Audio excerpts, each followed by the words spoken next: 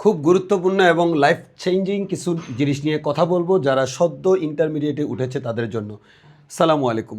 আমি এই ভিডিওতে আসলে প্রকৃতপক্ষে কথা বলছি আমার যারা অনলাইন এবং অফলাইনে পদার্থবিজ্ঞানের ফেইড স্টুডেন্ট আছে তাদের জন্য, কিন্তু জনস্বার্থে এই ভিডিওটা পাবলিক করে দিয়ে দিলাম যাতে করে অন্যরাও উপকৃত হতে পারে।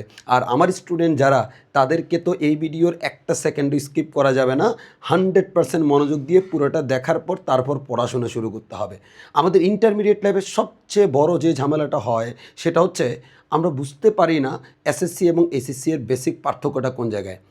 তোমার এসএসসি এর সাথে এইচএসসির পার্থক্যটা বুঝতে হবে, পড়াশোনার স্ট্র্যাটেজিটা চেঞ্জ করতে হবে এবং কোন জিনিসটা কীভাবে কভার করতে হবে সেটা বুঝতে হবে। এসএসসি পরীক্ষা দিয়ে তুমি যেই নাম্বারটা পাও এটা দিয়ে তুমি শুধুমাত্র একটা কলেজে ভর্তি হও, কিন্তু ইন্টারমিডিয়েটে শুধুমাত্র তুমি ভালো করলেই হবে না, তোমাকে ভালো একটা জায়গায় চান্স পেতে হবে। তার জন্য সেম পড়াটাকে দিয়ে আবার তোমাকে অ্যাডমিশনের পরীক্ষা দিতে হবে।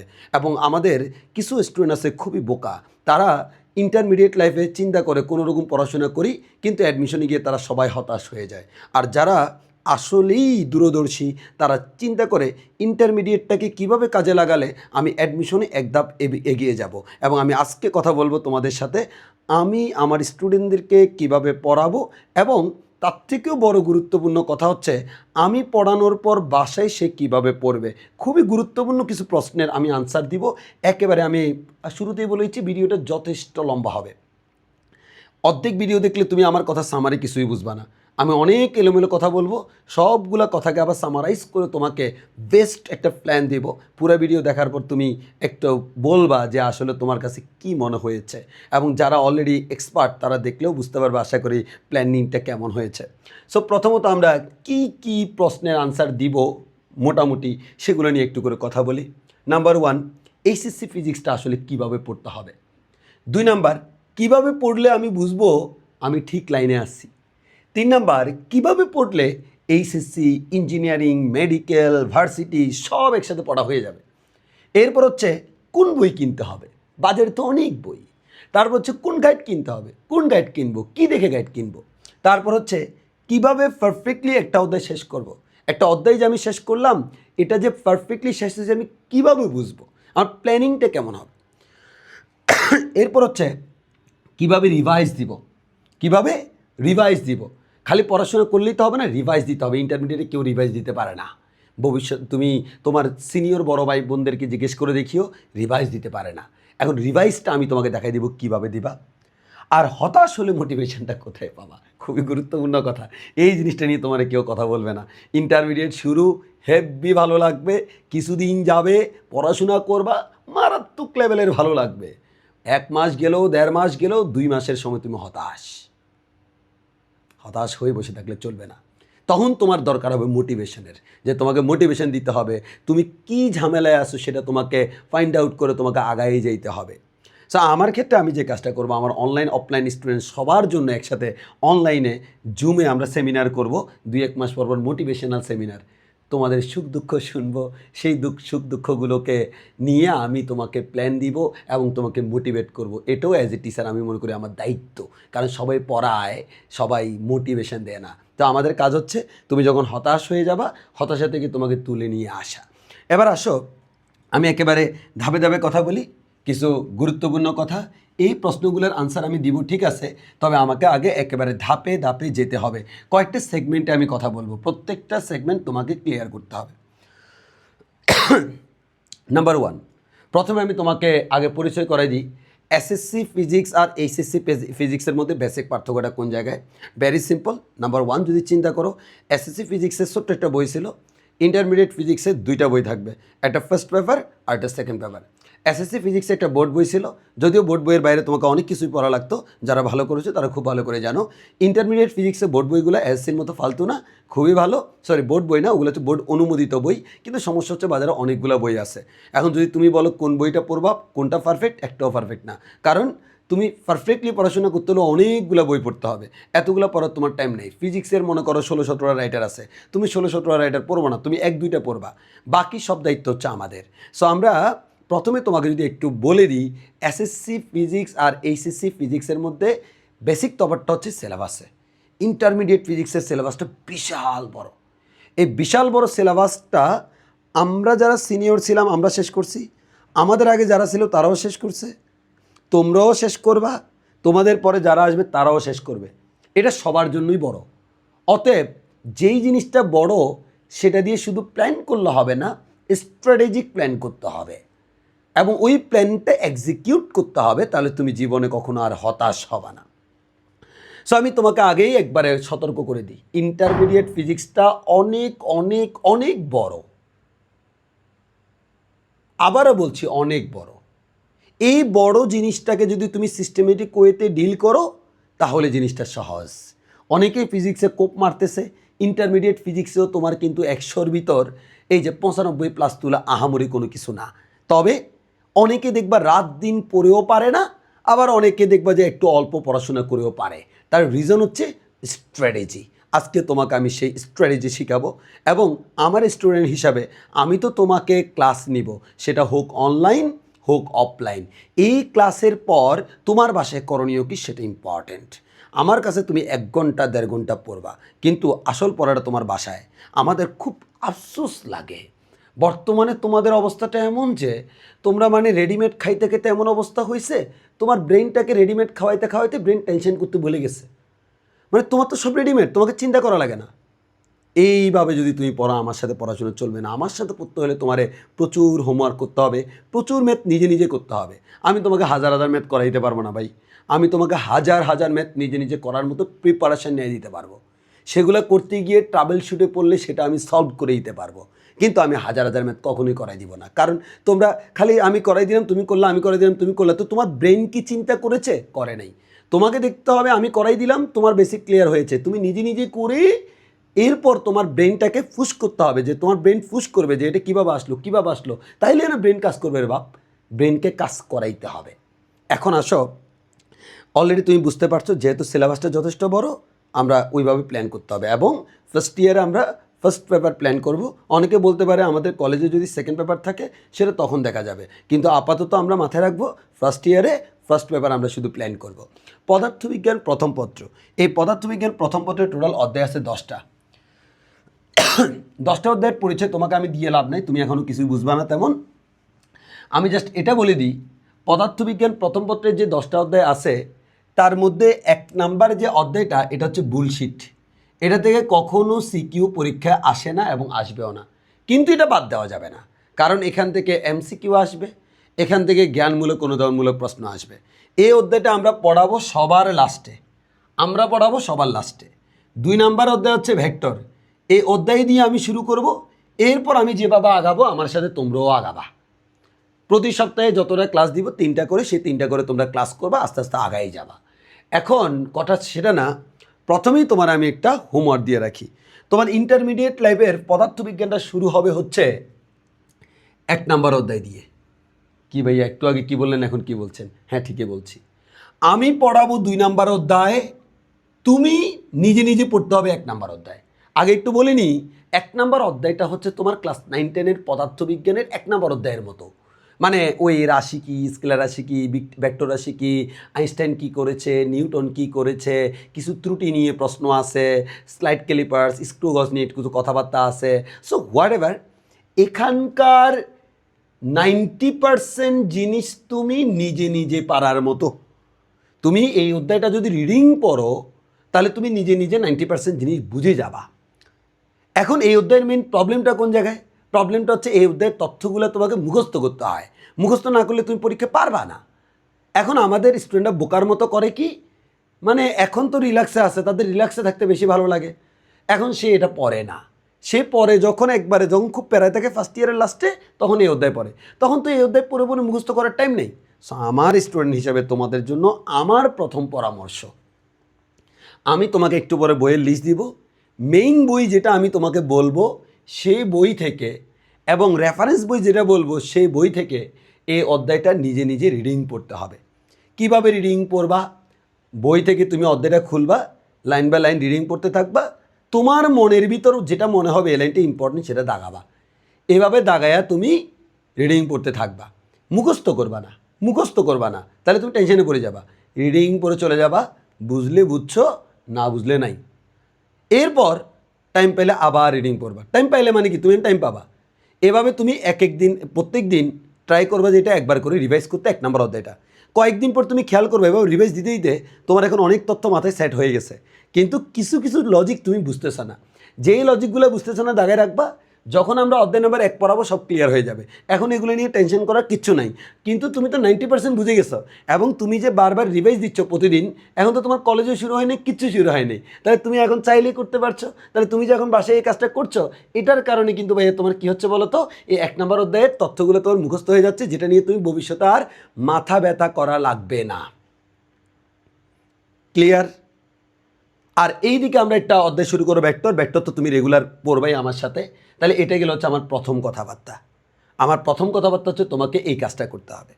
এখন এবার তুমি তো এটা বাসায় নিজ দায়িত্বে করবো, আমি তোমার এটা জিগাবও না। তোমার কাজ হচ্ছে নিজে নিজে কমপ্লিট করে ফেলা। আমি আবারও বলছি, বারবার জোর দিয়ে বলতেছি, কমপ্লিট করে ফেলা।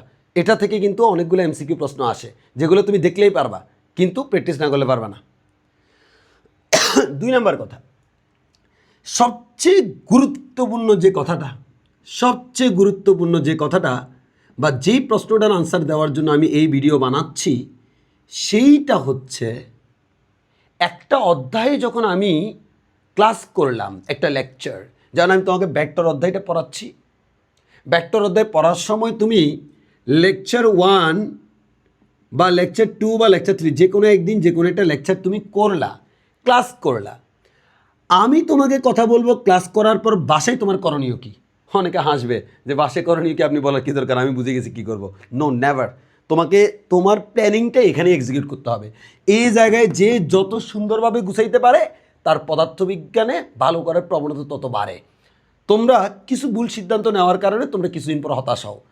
সো আমি তোমাকে দেখাবো, আজকে এই লেকচারটা তুমি পড়লা, পড়ার পর তুমি কি করবা সেটা নিয়ে আমি কথা বলবো। তবে সেটা নিয়ে কথা বলার আগে আমাকে এটা ক্লিয়ার করে দিতে হবে কি কি বই কিনতে হবে এবং কি কি বই আমি তোমাদেরকে দিব। কারণ তোমাকে কোন বই থেকে কি পড়বা আমি সেটা বলে দিব। সো আগে এটা তোমাকে শিওর হয়ে নিতে হবে। তোমাকে প্রথমে বুক কিনতে হবে, কিছু বুক বাজার থেকে কিনতে হবে। কি কি বই কিনবা? 1 নম্বর হচ্ছে, ইন্টারমিডিয়েটে কোনো মেইন বই নাই, তবে আমার স্টুডেন্টদেরকে আমি মেইন বুক হিসেবে নিতে বলি একটাই বই, সেটা হচ্ছে তপন স্যার। তপন স্যারের যে বই, আমি বলি যে এই বইটাই হচ্ছে তোমার জন্য মেইন বই। এবং তুমি আরেকটা বই নিতে হবে, সেটা হচ্ছে রেফারেন্স বুক। রেফারেন্স বুক হচ্ছে ইসহাক স্যারের বই। ইসহাক স্যারের বই হচ্ছে রেফারেন্স বুক, ইসহাক স্যারের বই। তাহলে মেইন বই হিসেবে তপন স্যার, রেফারেন্স হিসেবে ইসহাক স্যার, দুটো বই কিনবা। কোনটা মেইন কোনটা রেফারেন্স, কেন রেফারেন্স, মেইন কেন মেইন, সব আমি কথা বলবো, ধৈর্য ধরতে হবে। আসো ভাইয়া, মেইন বই হিসেবে তুমি বাজার থেকে তপন স্যারের বই কিনে ফেলবা, ওয়েট করার দরকার নেই, কিনে ফেলো। রেফারেন্স বই হিসেবে তুমি ইসহাক স্যারের বই কিনবা, এটাও কিনে ফেললে যত আগে কিনবে তত ভালো। তবে তুমি বুঝতে পারবে ইসহাক স্যারের বই রেফারেন্স বইটা আমি কখন পড়াবো, মানে তুমি কখন পড়তে হবে সেই অনুসারে যখন পড়তে হবে তখন কিনলে হবে, কিন্তু এটা আগেভাগে কিনে ফেলতে হবে। যদি বাজারে একবারে নতুন এডিশন না থাকে, ঠিক তার আগের এডিশনটা হলে কিনে ফেলো, কোনো অসুবিধা নেই, বাজারে যেটা অ্যাভেলেবল কিনে ফেলো, এটা নিয়ে খুব একটা প্যারা নিতে হবে না। এবার হচ্ছে গাইড কিনতে হবে। গাইড কিনবা কোনটা? এটা হচ্ছে বাজার থেকে যে কোনো একটা কোম্পানির গাইড কিনবা, যে গাইডের মধ্যে 2026 সাল, অলরেডি 2026 সালে পরীক্ষা হয়েছে, এই 2026 সাল পর্যন্ত সিকিউ এমসিকিউ যে গাইডে আছে সেই গাইড কিনবা। অনেক গাইড বাজারে আছে, তোমার মেইন টার্গেট হচ্ছে কি দেখে গাইড কিনবা, 2026 সাল পর্যন্ত প্রশ্ন আছে কি না, কি থাকবে, সিকিউ এমসিকিউ। কিসের সিকিউ এমসিকিউ? বোর্ড, কলেজের না, বোর্ড 10-এরও দরকার নেই, আমার দরকার হচ্ছে বোর্ড কোয়েশ্চেন। তুমি এমন গাইড কিনবা বা দেখে কিনবা যে গাইডের ভিতর 2026 সাল পর্যন্ত যতগুলা সিকিউ এমসিকিউ আছে সবগুলো সুন্দর মতো ব্যাখ্যা সহ করা আছে, আনসার সহ দেওয়া আছে, এমন গাইড কিনতে হবে। বর্তমানে গাইডগুলো খুব সুন্দর নিয়ম করছে, সিকিউর জন্য আলাদা, এমসিকিউর জন্য আলাদা গাইড বের করো, ওকে হোয়াট এভার, খুব সুন্দর গাইড আছে। এখন এখানে তোমাকে মাথায় রাখতে হবে, তুমি বাজার থেকে ওই গাইডটাই কিনবা যে গাইডে 2015 থেকে 2026 সাল পর্যন্ত সিকিউ এমসিকিউগুলো আছে। এখন এই জায়গায় তুমি হতাশ হইতে পারো, গাইডগুলো বর্তমানে প্রিভিয়াস ইয়ারের প্রশ্নগুলো কমাই দিচ্ছে। 2015 সালটা হচ্ছে আসলে তোমরা যে কারিকুলামটা পড়ছো এই কারিকুলামের শুরু, এর মানে এর আগের প্রশ্ন তো কোনো কমই দরকার নেই, এই 2015 থেকে দরকার। এখন তুমি যদি বাজারে এটা না পাও, 2015 থেকে না পাও, হ্যাঁ তুমি 2016 থেকে পাও কিনা দেখবা, 17 থেকে, মানে যত পিছন থেকে পাবা তত পিছন থেকে কিনবা। আমি বাজারে যাইনি, আমিও জানি না কি, তবে লাস্ট 2026 সালে প্রশ্ন পর্যন্ত থাকতে হবে, যেহেতু 2026 লাস্ট পরীক্ষা হয়েছে। এই প্রশ্ন গাইডে আসার আগ পর্যন্ত গাইড কেনার কোনো দরকার নাই। এবার আসো, দেন এটা গেল হচ্ছে আমার গাইড, খুব ভালো কথা। এবার আসা হচ্ছে বাজার থেকে আর কোনো বই কিনবো কিনা? No, never. আমার স্টুডেন্ট হলে তোমার আর দরকার নেই। তাহলে আমার কি করতে হবে? মেন বই হিসাবে তপন স্যার, ইসাক স্যার 2টা বই কিনবো, পদার্থবিজ্ঞান প্রথম পত্র শুধু, দ্বিতীয় পত্র পরে। গাইড কিনবো, এখন অ্যাভেলেবেল না থাকলে কিছুদিন পরে কিনবো, যখন অ্যাভেলেবেল হয়, অলরেডি কিছুদিন পরে অ্যাভেলেবেল হয়ে যাবে। 2015 থেকে 2026 সালে প্রশ্ন আসছে কিনা সেটা দেখে আমরা কিনব। এবার এর বাইরে অনেকে তোমাকে বলবে গাণিতিক পদার্থবিজ্ঞান কিনো, ওই বই কিনো, সে বই কিনো, কোনোটাই দরকার নেই। অনেকে এই 2টা বইয়ের পাশাপাশি আরও বই কিনতে বলে, কিনতে পারো, কোনো অসুবিধা নেই। মেন বই যত কিনবে তত ভালো, তবে খালি কিনলে হবে না, বইয়ের চেহারা দেখবা, হবে না, পড়তে হবে। যদি তুমি পড়তে পারো কিনবা। আমি নিজে ইন্টারমিডিয়েট লাইফে মনে হয় পদার্থবিজ্ঞানে 5টা বই পড়ছিলাম, কিন্তু কথা হচ্ছে আমাদের সময় কারণ ছিল, আমাদের সময় বইগুলো আসলে খুবই পাতলা ছিল, প্লাস হচ্ছে বইগুলোতে সকল তথ্য দেওয়া ছিল না। ওই নতুন এডিশন আমাদের থেকে শুরু, 2015 সালে আমি ইন্টার পরীক্ষা দিয়েছিলাম, তো তখন হচ্ছে বইগুলো এত ডেভেলপড ছিল না। এখন তো একটা বই এরকম মোটা, অনেক ডেভেলপ। তো আমরা আসলে ডেভেলপড ছিল না বলে আমরা অনেক বই পড়তাম, পুরাতন বই পড়তাম, সব অ্যানালাইসিস করে তারপর পড়তে হয়তো, কিচ্ছু করার নেই। মানে তোমাদের জন্য সব এখন সাজানো গুছানো, আমাদের সময় নিজেরা গুছাইতে হয়েছে, ওই কারণে হয়তো অনেক বেশি পড়া লাগছে বই। তো আমার সময় আমি 5টা বই পড়ছিলাম, মনে হয় আমার যতদূর মনে পড়ে 5টাই পড়ছিলাম বরাবর। তো তোমাদের এতগুলো দরকার নেই, তোমরা এই 2টা পড়লে এনাফ, এর থেকে বেশি যা লাগবে সব আমি দিব। কারণ তো এখনও আমি তোমাদের জন্য পড়াশোনা করি, বাজারের অন্যান্য বইতে কী আছে তুমি আমার ক্লাসে পেয়ে যাবা। এতগুলো বই পড়ার তোমার টাইম নেই। এখন তুমি যদি বললে ভাইয়া আপনি যেহেতু 5টা পড়ছেন, আপনার শিষ্য হিসেবে আমিও 5টা বই পড়বো, নো, নেভার, দরকার নাই রে বাপ। আমাদের সময় বই ছিল এরকম পাতলা, ওই আমাদের সময় পাতলা বই 3টা যে কথা, তোমাদের একটা বইও সেম কথা। এর মানে তুমি 2টা পড়ার, আমাদের সময় 6টা পড়া সেম কথা। সো বুঝতেই পারছো, তোমার এত এক্সাইটেড হওয়ার দরকার নেই। এখন আসো, এর বাইরে তোমাকে আর কোনো বই কিনা লাগবে না আমার পদার্থবিজ্ঞানের জন্য আমার সাথে থাকলে। এখন আমি কি কি বই আমি দিব, যে আমার পক্ষ থেকে কিছু বই থাকবে, যে স্পার্ক একাডেমি তোমাকে কিছু বই দিবে। সেই বইগুলা প্রথমত একটু বলে রাখি, আমার বইগুলা এমন কোনো বই না যেটা বাজারে পাওয়া যায়। দেখো, যেই বইটা বাজারে পাওয়া যায় সেই বই তোমাকে দিয়ে লাভ কি? তপন স্যারের বইটা আমি চাইলে 1 সপ্তাহ লাগবে আমার এটা পুরোটা এটা টাইপ করায় আমি তোমাকে ফটোকপি করে দিয়ে দিব, তোমাকে দেখবে কী সুন্দর বই। নো, নেভার, দরকার নেই। তো বাজারে পাচ্ছ তুমি গাইডের প্রিভিয়াস ইয়ারের কোয়েশ্চেনগুলো বিভিন্ন কোম্পানি দিচ্ছে, দূরও আমি টাইপ করাই, আমার লোক আছে, আমার অনেক লোক আছে, ওদেরকে দিয়ে টাইপ করায় ধুমধাম করে দিয়ে দিচ্ছি, লাভ নেই বাপ। যেগুলো তুমি অলরেডি রেডিমেড বাজারে পাচ্ছ সেগুলো কেন আমি তোমাকে দিব? আমি তোমাকে দিব হচ্ছে আমার এক্সপেরিয়েন্স। সো আমার এক্সপিরিয়েন্স অনুসারে আমি তোমাদেরকে যে বইগুলো দিব, আমার এই যে দীর্ঘ 10 বছরের পড়ানোর অভিজ্ঞতা থেকে, এক নাম্বার হচ্ছে আমার চ্যাপ্টার ওয়াইজ বই থাকবে, চ্যাপ্টার ওয়াইজ। তো আমি কিভাবে পড়বো সেটা বলবো, আগে তো জানতে হবে কোন বইতে কী আছে। চ্যাপ্টার ওয়াইজ বইটা আমার মেইনলি, এটা আমার টার্গেট হচ্ছে, এটাকে আমি কনসেপ্ট বুক বলি, এটাতে আমার মেইন টার্গেট হচ্ছে, ম্যাথ। এটা হচ্ছে প্রত্যেকটা অধ্যায়ের জন্য আমি আলাদা আলাদা দিই, মানে একটা অধ্যায়ের জন্য একটা করে বই থাকে।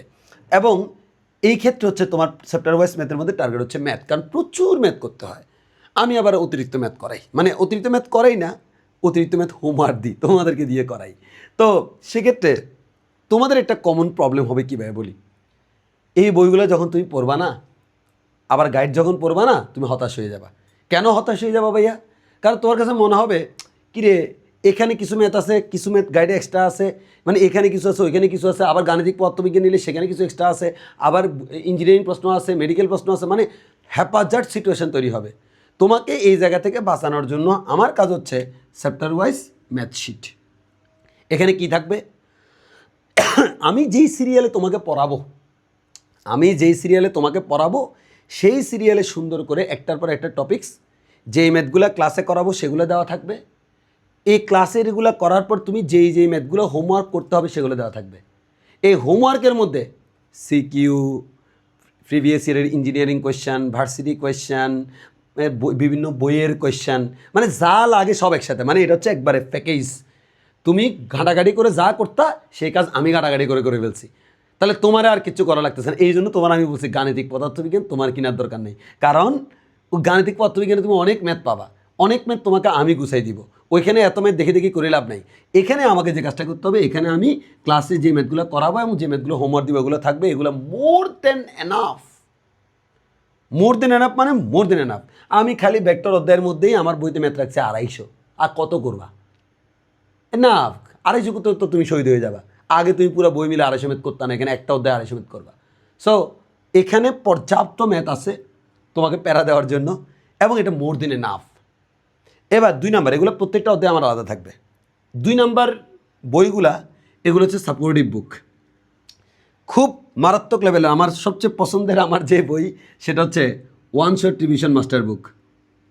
ওয়ান শট রিভিশন মাস্টার বুক, এই বইটা আমার যতগুলা বই আমি বানাইছি তার মধ্যে আমার নিজের সবচেয়ে পছন্দের বই হচ্ছে এটা, ওয়ান শট রিভিশন মাস্টার বুক।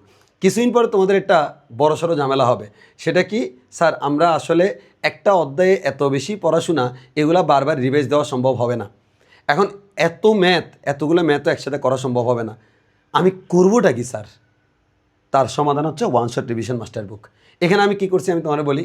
প্রথমত হচ্ছে পদার্থবিজ্ঞানে যখন তোমার বেসিক ক্লিয়ার হয়ে যায়, তখন তোমার মেইন কাজটা কি বলো তো? তখন তোমার মেইন যে কাজ, সেই মেইন কাজটা হচ্ছে তোমাকে ফর্মুলাগুলো বারবার দেখতে হবে, ম্যাথগুলা বারবার দেখতে হবে। এখন আমি তোমার এই ওয়ান শট রিভিশন বইতে, এটা কিন্তু পুরো বই, মানে এমন না যে একটা অধ্যায়, এটা হচ্ছে সব অধ্যায় মিলে একটা বই কমপ্লিট। তো এখানে আমি কি করেছি বলো তো? যেটা করেছি, প্রথমে একটা অধ্যায়ের যতগুলো সূত্র লাগে সব সূত্র, মনে কর প্রথমে সকল ফর্মুলা দিয়ে দিছি, সকল ফর্মুলা দিয়ে দিছি। তবে আমার এই ফর্মুলা হচ্ছে একটু এক্সেপশনাল, মানে ফর্মুলাগুলো আমি এমনভাবে দিয়েছি যাতে তুমি ওই ফর্মুলাগুলো করলে তোমার কাছে মনে হয় কীভাবে ম্যাথ করবে সেই কথাগুলো মনে পড়ে যায়। মানে ম্যাথ করার জন্য যত তথ্য লাগে ফর্মুলার সাথে সেই তথ্য সহ একসাথে দেওয়া হয়েছে। এখন এটার সারমর্ম তুমি বুঝবে কেমনে? তুমি এই যে বিভিন্ন বাজারের বইগুলা, তপন স্যার, ইসাক স্যার, এগুলো লাস্টেও দেখবে যে সব সূত্র একসাথে আছে। ওই সূত্র আর আমার বইয়ের সূত্র একসাথে পাশাপাশি রেখে দেখবা, তখন তুমি বুঝবা যে এটা আসলে কি জিনিস, এর আগ পর্যন্ত বুঝবা না। সো এখানে আসলে এমনভাবে ডিজাইন করে দেওয়া সব কিছু, যাতে করে তোমার এগুলো ফর্মুলাগুলো দেখলেই অনেক কথা মনে পড়ে যায়। এরপরে দেওয়া আছে কি? ম্যাথ। অনেক ম্যাথ দেওয়া আছে। এই অনেকের মধ্যে সবচেয়ে কম অনেক, সবচেয়ে কম অনেক মানে কি? ভেক্টর অধ্যায়ের মধ্যে মনে করো তুমি 250 ম্যাথ সবসময় আমি করাইছি, আমি করাইছি, তুমি করছো, সব মিলে 250। এই 250 ম্যাথ কি বারবার রিভাইজ দেওয়া সম্ভব? No, never. এর মধ্যে সিকিউ, তারপর হচ্ছে আমার ম্যাথ, অ্যাডমিশনের প্রশ্ন সব মিলাই আসলে কি 250 ক্যাটাগরি? না রে বাবা। এখানে আমি যে কাজটা করেছি, এগুলার মধ্য থেকে যে ম্যাথগুলা করলে অন্যগুলা পারা যায়, যেমন এই একটা ম্যাথ করলে ওই 3টা ম্যাথ পারা যায়, তাহলে এই একটা ম্যাথ করলেই তো হচ্ছে, অন্যগুলো বাদ। এভাবে করে করে বাদ দিয়ে দিয়ে সর্বনিম্ন যতগুলো ম্যাথ করলে বাকি সব পারা যায়, সেগুলো নিয়েই হচ্ছে আমার এই ওয়ান শট বুকের ম্যাথগুলা।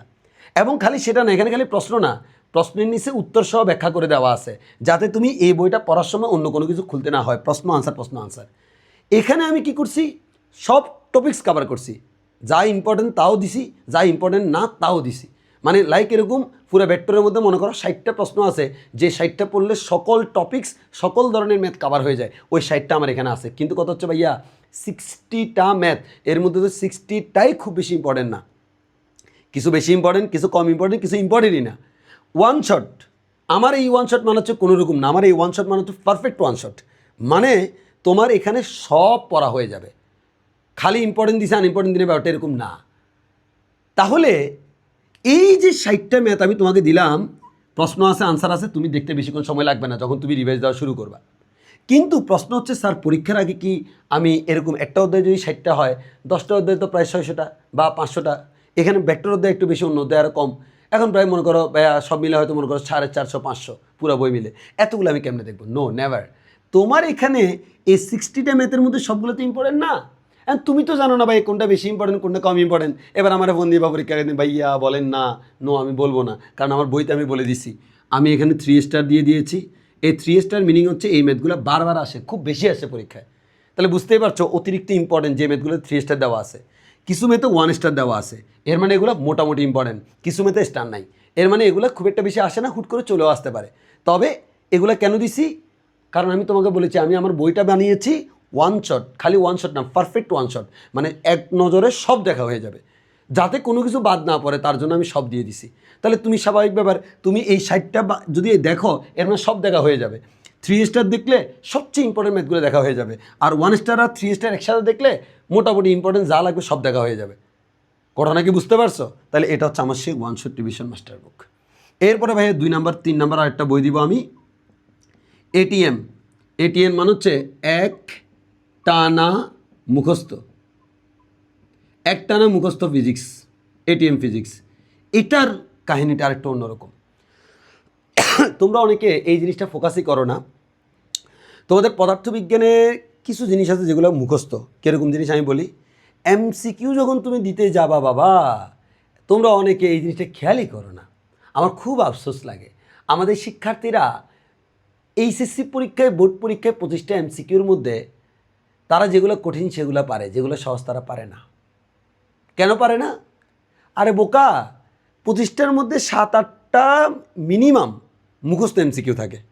মানে এটা তুমি দেখলেই পারবা, কিন্তু মুখস্থ না থাকলে পারবা না। হ্যাঁ, তুমি তো জীবনে মুখস্থ করো নাই, কারণ তুমি জেনেছে পদার্থবিজ্ঞানে মুখস্থ নয়, শুধু শুধু বুঝতে হয়। এভাবে আগাইলে জায়গা মতো মারা খাবা। পদার্থবিজ্ঞানে অনেক কিছু মুখস্থ করতে হয়। একটা জিনিস তুমি বুঝছো, বুঝার পর তোমাকে মনে রাখতে হবে, মনে রাখার জন্য মুখস্থ করতে হবে। এমন কিছু মুখস্থ এমসিকিউ আছে যেগুলো তুমি মুখস্থ না করলে জীবনও আনসার বলতে পারবা না, মুখস্থ করলে আনসার বলতে পারবা না, পারবা না। বুঝে বুঝে সব মুখস্থ জিনিসের আনসার দেওয়া যায় না। তো ওই জন্য তোমাকে যে কাজটা করতে হবে, ওই মুখস্থ টাইপের এমসিকিউগুলো যাতে দেখার সাথে সাথে পারো, ওই জন্য ওগুলো মুখস্থ রাখতে হবে। 2 নাম্বার কথা, যাদের ফিউচার টার্গেট হচ্ছে মেডিকেল, মেডিকেল যাদের টার্গেট, মেডিকেল পদার্থবিজ্ঞানের 15টা এমসিকিউর মধ্যে 14টাই আসবে হচ্ছে তোমার মুখস্থ। কি বললাম? 15টার মধ্যে 14টাই।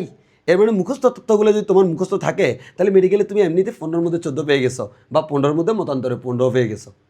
খুব ইজি কিন্তু এটা। তাইলে তুমি তো জানো না স্যার কোন লাইনগুলো মুখস্থ করতে হবে, কোন লাইনগুলো মুখস্থ করতে হবে না, জানো না। আর তোমার কে জানাবে? কেউ জানার দরকার নেই। আমার এটিএম বুক একটানা মুখস্থ, মানে যে লাইনগুলো মুখস্থ করতে হবে সেই লাইনগুলো সবগুলো এখানে দেওয়া আছে। তুমি এই বইয়ের আগাটু গোড়া সব মুখস্থ করে ফেলবা।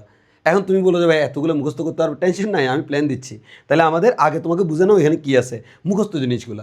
এরপর এই রিলেটেড অনেকগুলো এমসিকিউ দেওয়া আছে, মানে মুখস্থ তথ্যের ভিত্তিতে যতগুলো এমসিকিউ, ততগুলো এমসিকিউ এখানে দেওয়া আছে, অনেক এমসিকিউ।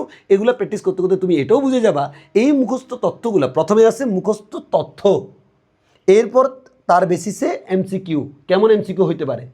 এবার তুমি তথ্য মুখস্থ করছো, এমসিকিউ যখন প্র্যাকটিস করতে তখন তুমি বুঝে গেছো আসলে এই মুখস্থ জিনিসগুলো এমসিকিউতে কীভাবে আসে। এরপর তোমার ইন্টারমিডিয়েটের মুখস্থ জিনিসগুলো আর মেডিকেলের মুখস্থ কেউ তোমার আটকাইতে পারবে না। মানে তোমার অলরেডি এক ঠ্যাং মেডিকেলে চলে গেছে, যদিও অন্যান্য সাবজেক্টগুলো ভালো করে পড়ো, পদার্থবিজ্ঞান দিয়ে শুধু চান্স পাবা না। এবার হচ্ছে 4 নাম্বার। 4 নাম্বার হচ্ছে গাণিতিক এমসিকিউ, গাণিতিক এমসিকিউ বুক, গাণিতিক এমসিকিউ 1 শট। এই গাণিতিক এমসিকিউ 1 শটটা কী আসলে? দেখো, তোমাদের একটা বিশাল প্রবলেম হবে।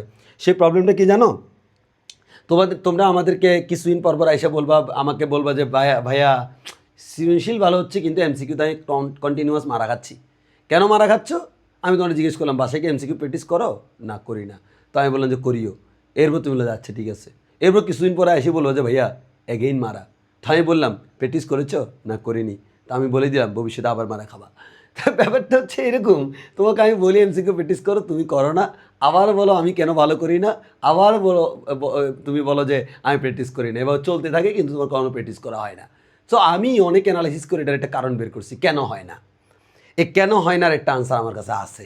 সেই আনসারটা হচ্ছে, একটা গাইডের মধ্যে তুমি যখন এমসিকিউ প্র্যাকটিস করতে যাবা, ইন্টারমিডিয়েটে একটা অধ্যায়ের মধ্যে প্রায় 400-500 এমসিকিউ আছে। এতগুলো এমসিকিউ তুমি প্র্যাকটিস করতে গেলে অনেক টাইম লাগে, তোমার ধৈর্য কুলায় না, এবং তুমি মানে অল্প একটু করে আর সামনের দিকে আগাও না। পরে যখন আবার শুরু করো, আবার প্রথম থেকে শুরু করো, ওই প্রথমগুলোই বারবার করা হয়, সবগুলো আর করা হয় না। তো আমার কাছে মনে হলো তাহলে একটা কাজ করি। আচ্ছা, প্র্যাকটিস এমসিকিউ প্র্যাকটিস কোনগুলো করতে হয়? এই তোমাদের অসুবিধা হচ্ছে কোনগুলো করতে হয় জানো না। এমসিকিউ প্র্যাকটিস যেগুলো মুখস্থ সেগুলো না, মুখস্থগুলো মুখস্থ করতে হয়, যেগুলো গাণিতিক সেগুলো প্র্যাকটিস করতে হয়। তো আমার তো অলরেডি মুখস্থ তথ্যগুলো আমার 3 নাম্বারে চলে আসছে। তাহলে 4 নাম্বারে যে গাণিতিক এমসিকিউগুলো, এই গাণিতিক এমসিকিউগুলো আমি কী করবো স্যার? এই গাণিতিক এমসিকিউগুলা মনে করো তোমার বইতে 200 এমসিকিউ আছে। এই 200 এমসিকিউ ভাইয়া তুমি প্রত্যেকটা করে করে দেখতে এত টাইম তুমি পাবা না। সত্যি কথা, ইন্টারমিডিয়েটে এখন মনে হচ্ছে অনেক টাইম, কিছুদিন পর দেখবে যে তুমি টাইমই পাবা না। তখন হতাশ হয়ে যাবে, কিরে স্যার এত পড়া কিন্তু টাইম নেই। হ্যাঁ, এটা সবার লাইফে আসে। এখন আমি কি করছি জানো? মনে করো এতগুলো তো হাতে কলমে করার সময় আমি জানি না ভাই, রিয়েলিটিতে আসতে হবে, আমাকে ধরে নিতে হবে তোমার হাতে টাইম নেই, আসলেই থাকবে না।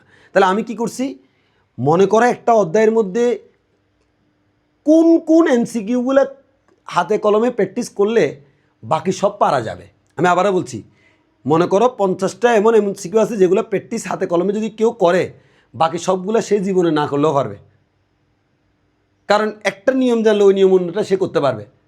ওই 50টা এমসিকিউ নিয়ে হচ্ছে আমার এই ওয়ান শট, মানে যত কম গাণিতিক এমসিকিউ দিয়ে একটা বই বানানো যায় সেটা আমি বানাইছি। এর মানে এগুলো প্র্যাকটিস, এগুলো করতে হবে হাতে কলমে। তুমি তো এতদিন গাইড থেকে করতে গিয়ে তুমি প্যারায় পড়ে গেছো, এখন তুমি যখন এখান থেকে প্র্যাকটিস করবা ভাইয়া বিন্দাস, এখন হচ্ছে আমার আর অসুবিধা নাই। কেন অসুবিধা নাই, অল্প অল্প মানে এক বসায় হয়ে যাবে। অ্যান্ড ফাইনালি 5 নাম্বার আমার লাস্ট বই, সেটা হচ্ছে জ্ঞানমূলক অনুধাবনমূলক বই। জ্ঞানমূলক ও অনুধাবনমূলক বই। খুব আফসোস লাগে যখন দেখি স্টুডেন্টদেরকে বারবার বলার পরও জ্ঞানমূলক অনুধাবনমূলক পড়ে না। কেন পড়ে না দেখো, সোজা কথা, তোমাদের কাছে মনে হয় যে জ্ঞানমূলক অনুধাবনমূলক প্রশ্ন মানে কোনো প্রশ্নই না। আরে বোকা, ইন্টারমিডিয়েট পরীক্ষায় তুমি সিকিউতে 50 আনসার করবা, তাই না? এই 50-এর মধ্যে 15 নম্বর হচ্ছে জ্ঞানমূলক অনুধাবনমূলক, আর তোমার 35 না, 35 না, এই এই 30 40 50, হ্যাঁ 35 হচ্ছে তোমার গ মানে গাণিতিক। তোমরা কখনো চিন্তাই করো নাই তুমি যে 35 নাম্বার আনসার করবা তার অর্ধেক মানে প্রায় 15, অর্ধেক থেকে একটু কম, মানে সোজা কথা হচ্ছে এই সিকিউ এর গতে তোমার যে পরিমাণ নাম্বার আছে ক খতে কিন্তু তার অর্ধেক নাম্বার আছে। তুমি আজীবন পড়াশোনা করো এটার জন্য, কিন্তু এটার জন্য তুমি খেয়ালই করো না। 15 number, can you imagine? 15 number, যেখানে চাইলে 15তে 15 তোলা যায়, কিন্তু তোমরা যে কাজটা করো তোমরা এদিকে ফোকাস না করার কারণে হয় না। এখন এই জন্য আমি কি করছি দেখো, আমি আলাদা করে জ্ঞানমূলক অনুদানমূলক বই বানিয়েছি। প্রথম তোমার প্রশ্ন, ভাই এগুলো সব গাইডে আছে, আপনি মানে লাভ কি? No, never. আমার এখানে জ্ঞানমূলক অনুদানমূলক আছে হচ্ছে মোটামুটি বইতের যত জ্ঞানমূলক অনুদানমূলক আছে, এবং ভবিষ্যতে টিচাররা যত ধরনের বানাইতে পারে, মানে সোজা কথা হচ্ছে যত ধরনের জ্ঞানমূলক অনুদানমূলক দিয়ে তোমাকে পেঁচাইতে পারে সব ধরনের আমি একসাথে দিচ্ছি। মানে আমার এখানে এই বইতে যতগুলো জ্ঞানমূলক অনুদানমূলক পাবা এতগুলো তুমি কোনো গাইডেই পাবা না। এটা শিওর যে এখান থেকে কোনো না কোনোভাবে এখানকার তথ্য থেকে তুমি পরীক্ষা কমন পাবাই, কিন্তু গাইডেরটা থেকে কমন পাবা কিনা আমি শিওর না, বাট আমারটা থেকে পাবা যেটা আমি শিওর। সো আসো ভাইয়া, অনেক ফার্মপট্টি মারি ফেললাম, অনেকগুলো বইয়ের কথা তোমাকে বললাম, এবার আসেন হচ্ছে আসল কথায়, যে আমরা এতক্ষণ পর্যন্ত এই যে কী কী দিব সেটা বললাম, কী কী কিনবা আমি সেটা বললাম। সো প্রথমত আমি ধরে নিচ্ছি এখন তোমার কাছে এই যে আমার এই যে বাজার থেকে বইগুলো তোমার কিনা শেষ, এই বইগুলো তোমার হাতে অলরেডি রয়ে গেছে। তবে আমরা অনলাইন স্টুডেন্ট যারা তাদেরকে আমরা বইগুলো কুরিয়ার করে দিচ্ছি, আর অফলাইন তো অফিস থেকে পাচ্ছে। তবে অনলাইনের ক্ষেত্রে একটা ড্রব্যাক আছে, চ্যাপ্টার ওয়াইজ বইয়ের মধ্যে শুধু ভেক্টর অধ্যায়টা তারা পাবে, অন্যগুলো তারা শুধু পিডিএফ পাবে, কারণ বারবার কুরিয়ার করা পসিবল না। আর এই বইগুলা এই যে আমি যখন ভিডিও বানাচ্ছি এখনও আমার ওয়ান শট রিভিশন বই যেটা, এই বইটা আমাদের হাতে আসছে, মানে এখন প্রিন্ট করে আসছে, অন্যান্য বইগুলো এখনও আসে নাই। আর ভেক্টরটা আসছে, এই যেমন এটা হচ্ছে আমার এই যে ভেক্টরের কনসেপ্ট বুক, আর এটা হচ্ছে এই যে ওয়ান শট রিভিশন বুকে যেটা বলেছিলাম, ওয়ান শট রিভিশন বইটা, এই যে মারাত্মক একটা বই, এই দুটো বই আমাদের হাতে আছে। তো যার কারণে অফলাইন স্টুডেন্ট এগুলো এখনই পেয়ে যাচ্ছে, কিন্তু অনলাইনের স্টুডেন্ট যারা, ওদেরকে আমি বাকি বইগুলো ইমিডিয়েটলি বানাইয়া একসাথে যখন সব আসবে একসাথে তোমার বাসায় আমি পাঠিয়ে দিব, ডাইরেক্ট হোম ডেলিভারি পাবা, তোমার কিচ্ছু করতে হবে না, কোনো পে করতে হবে না, হোম ডেলিভারি আমি দিয়ে দিব আমার পক্ষ থেকে। সো আমি ধরে নিচ্ছি এই বইগুলো তোমার কাছে আছে, অনেক টাইম হয়ে গেছে, কিচ্ছু করার নেই। যার এই ভিডিও দেখার ধৈর্য নাই তার আসলে আমার কাছে পড়াশোনার করার দরকার নেই।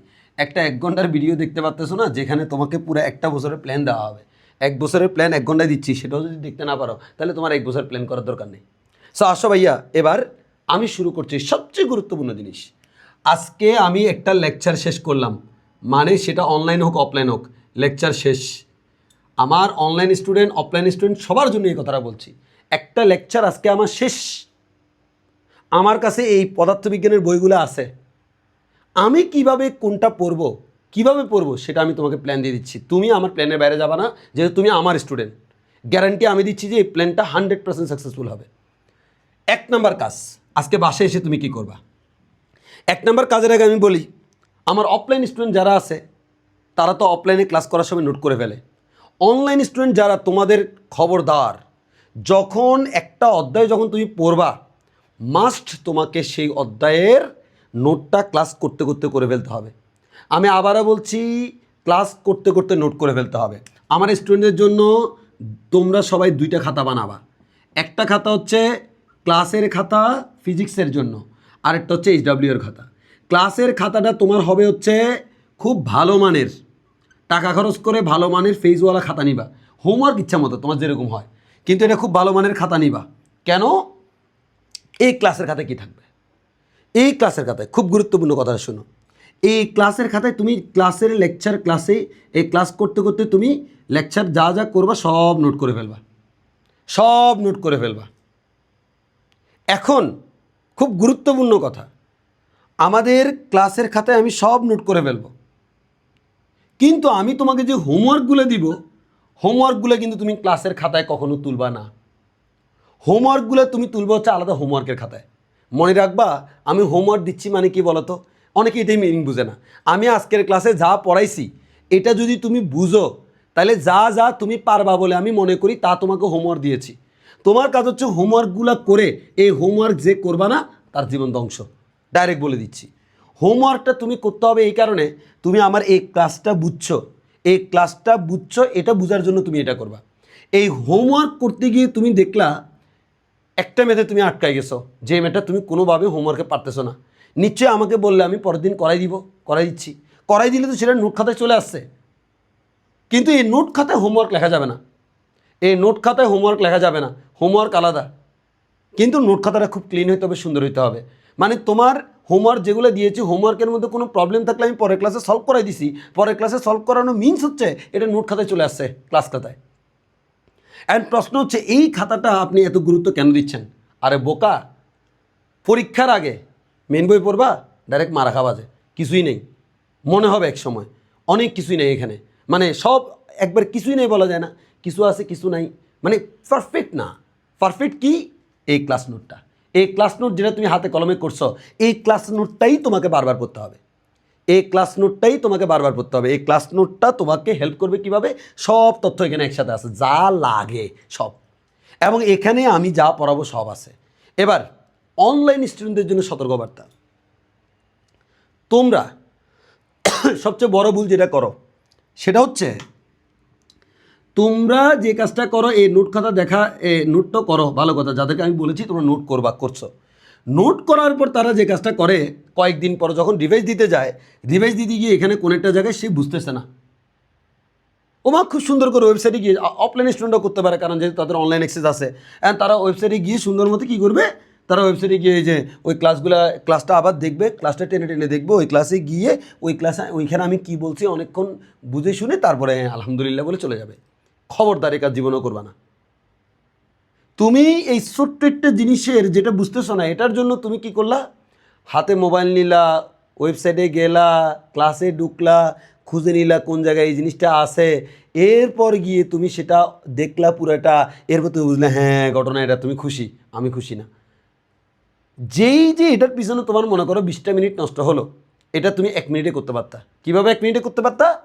আমার হোয়াটসঅ্যাপ গ্রুপ আছে তো ভাই, তুমি কিছু ভুলে গেছো, হোয়াটসঅ্যাপ গ্রুপে মেসেজ দিবা, স্যার এটা কেমনে হয়েছে বুঝাই দেন, বুঝাই দিব। কেন তুমি আবার সেখানে যাবা? সো অনলাইন স্টুডেন্ট যারা আছো, তোমরা ক্লাস করবো হচ্ছে অফলাইনের মতো। তুমি ধরে নিবা যে তোমার এখন অফলাইন ক্লাস চলছে, নট অনলাইন। ক্লাস করার সময় নোট খাতা নিয়ে নোট করতে হবে। আবার কোনো জিনিস তোমার না পারলে হোয়াটসঅ্যাপে আমাকে জিজ্ঞেস করতে হবে, আমি আনসার দিব, আমি আনসার দিব। তুমি প্রশ্ন করে বসে থাকবা, সময় মতো আমি আনসার দিয়ে দিব যখন ফ্রি থাকবো, তোমাকে টেনশন করতে হবে না। সো তোমরা এই কাজটা করবো। আর অফলাইন স্টুডেন্ট যারা অফলাইনে আমার কাছে পড়ো, তাদেরকে বিশেষ সতর্ক করে দিই, যারা একটু বেশি এক্সপার্ট তাদের জন্য বলছি। অনেকে এই কাজটা করে, 9-10-এ করছিল, এখনও করে। 9-10-এ অসুবিধা নেই, ইন্টারে অসুবিধা আছে।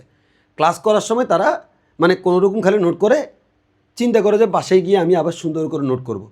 ভাই বিশ্বাস করো, এই কাজ যারা করতেছ, বেশি না 2 মাস পরে তুমি বড়সড় মারা খাবা।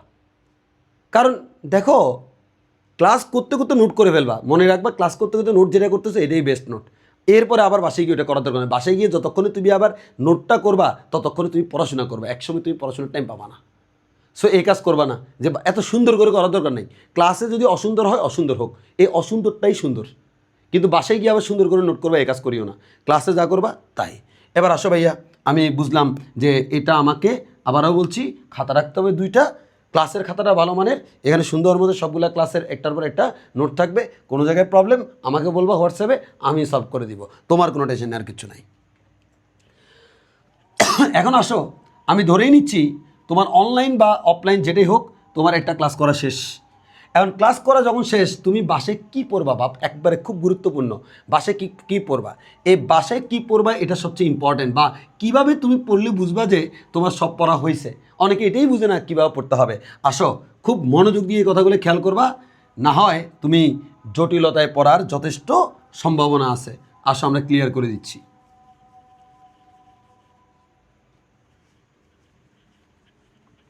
দেখো, একটু করে দেখো, আমি এবার সিরিয়াল বলেছি, যে সিরিয়াল বলবো এই সিরিয়াল।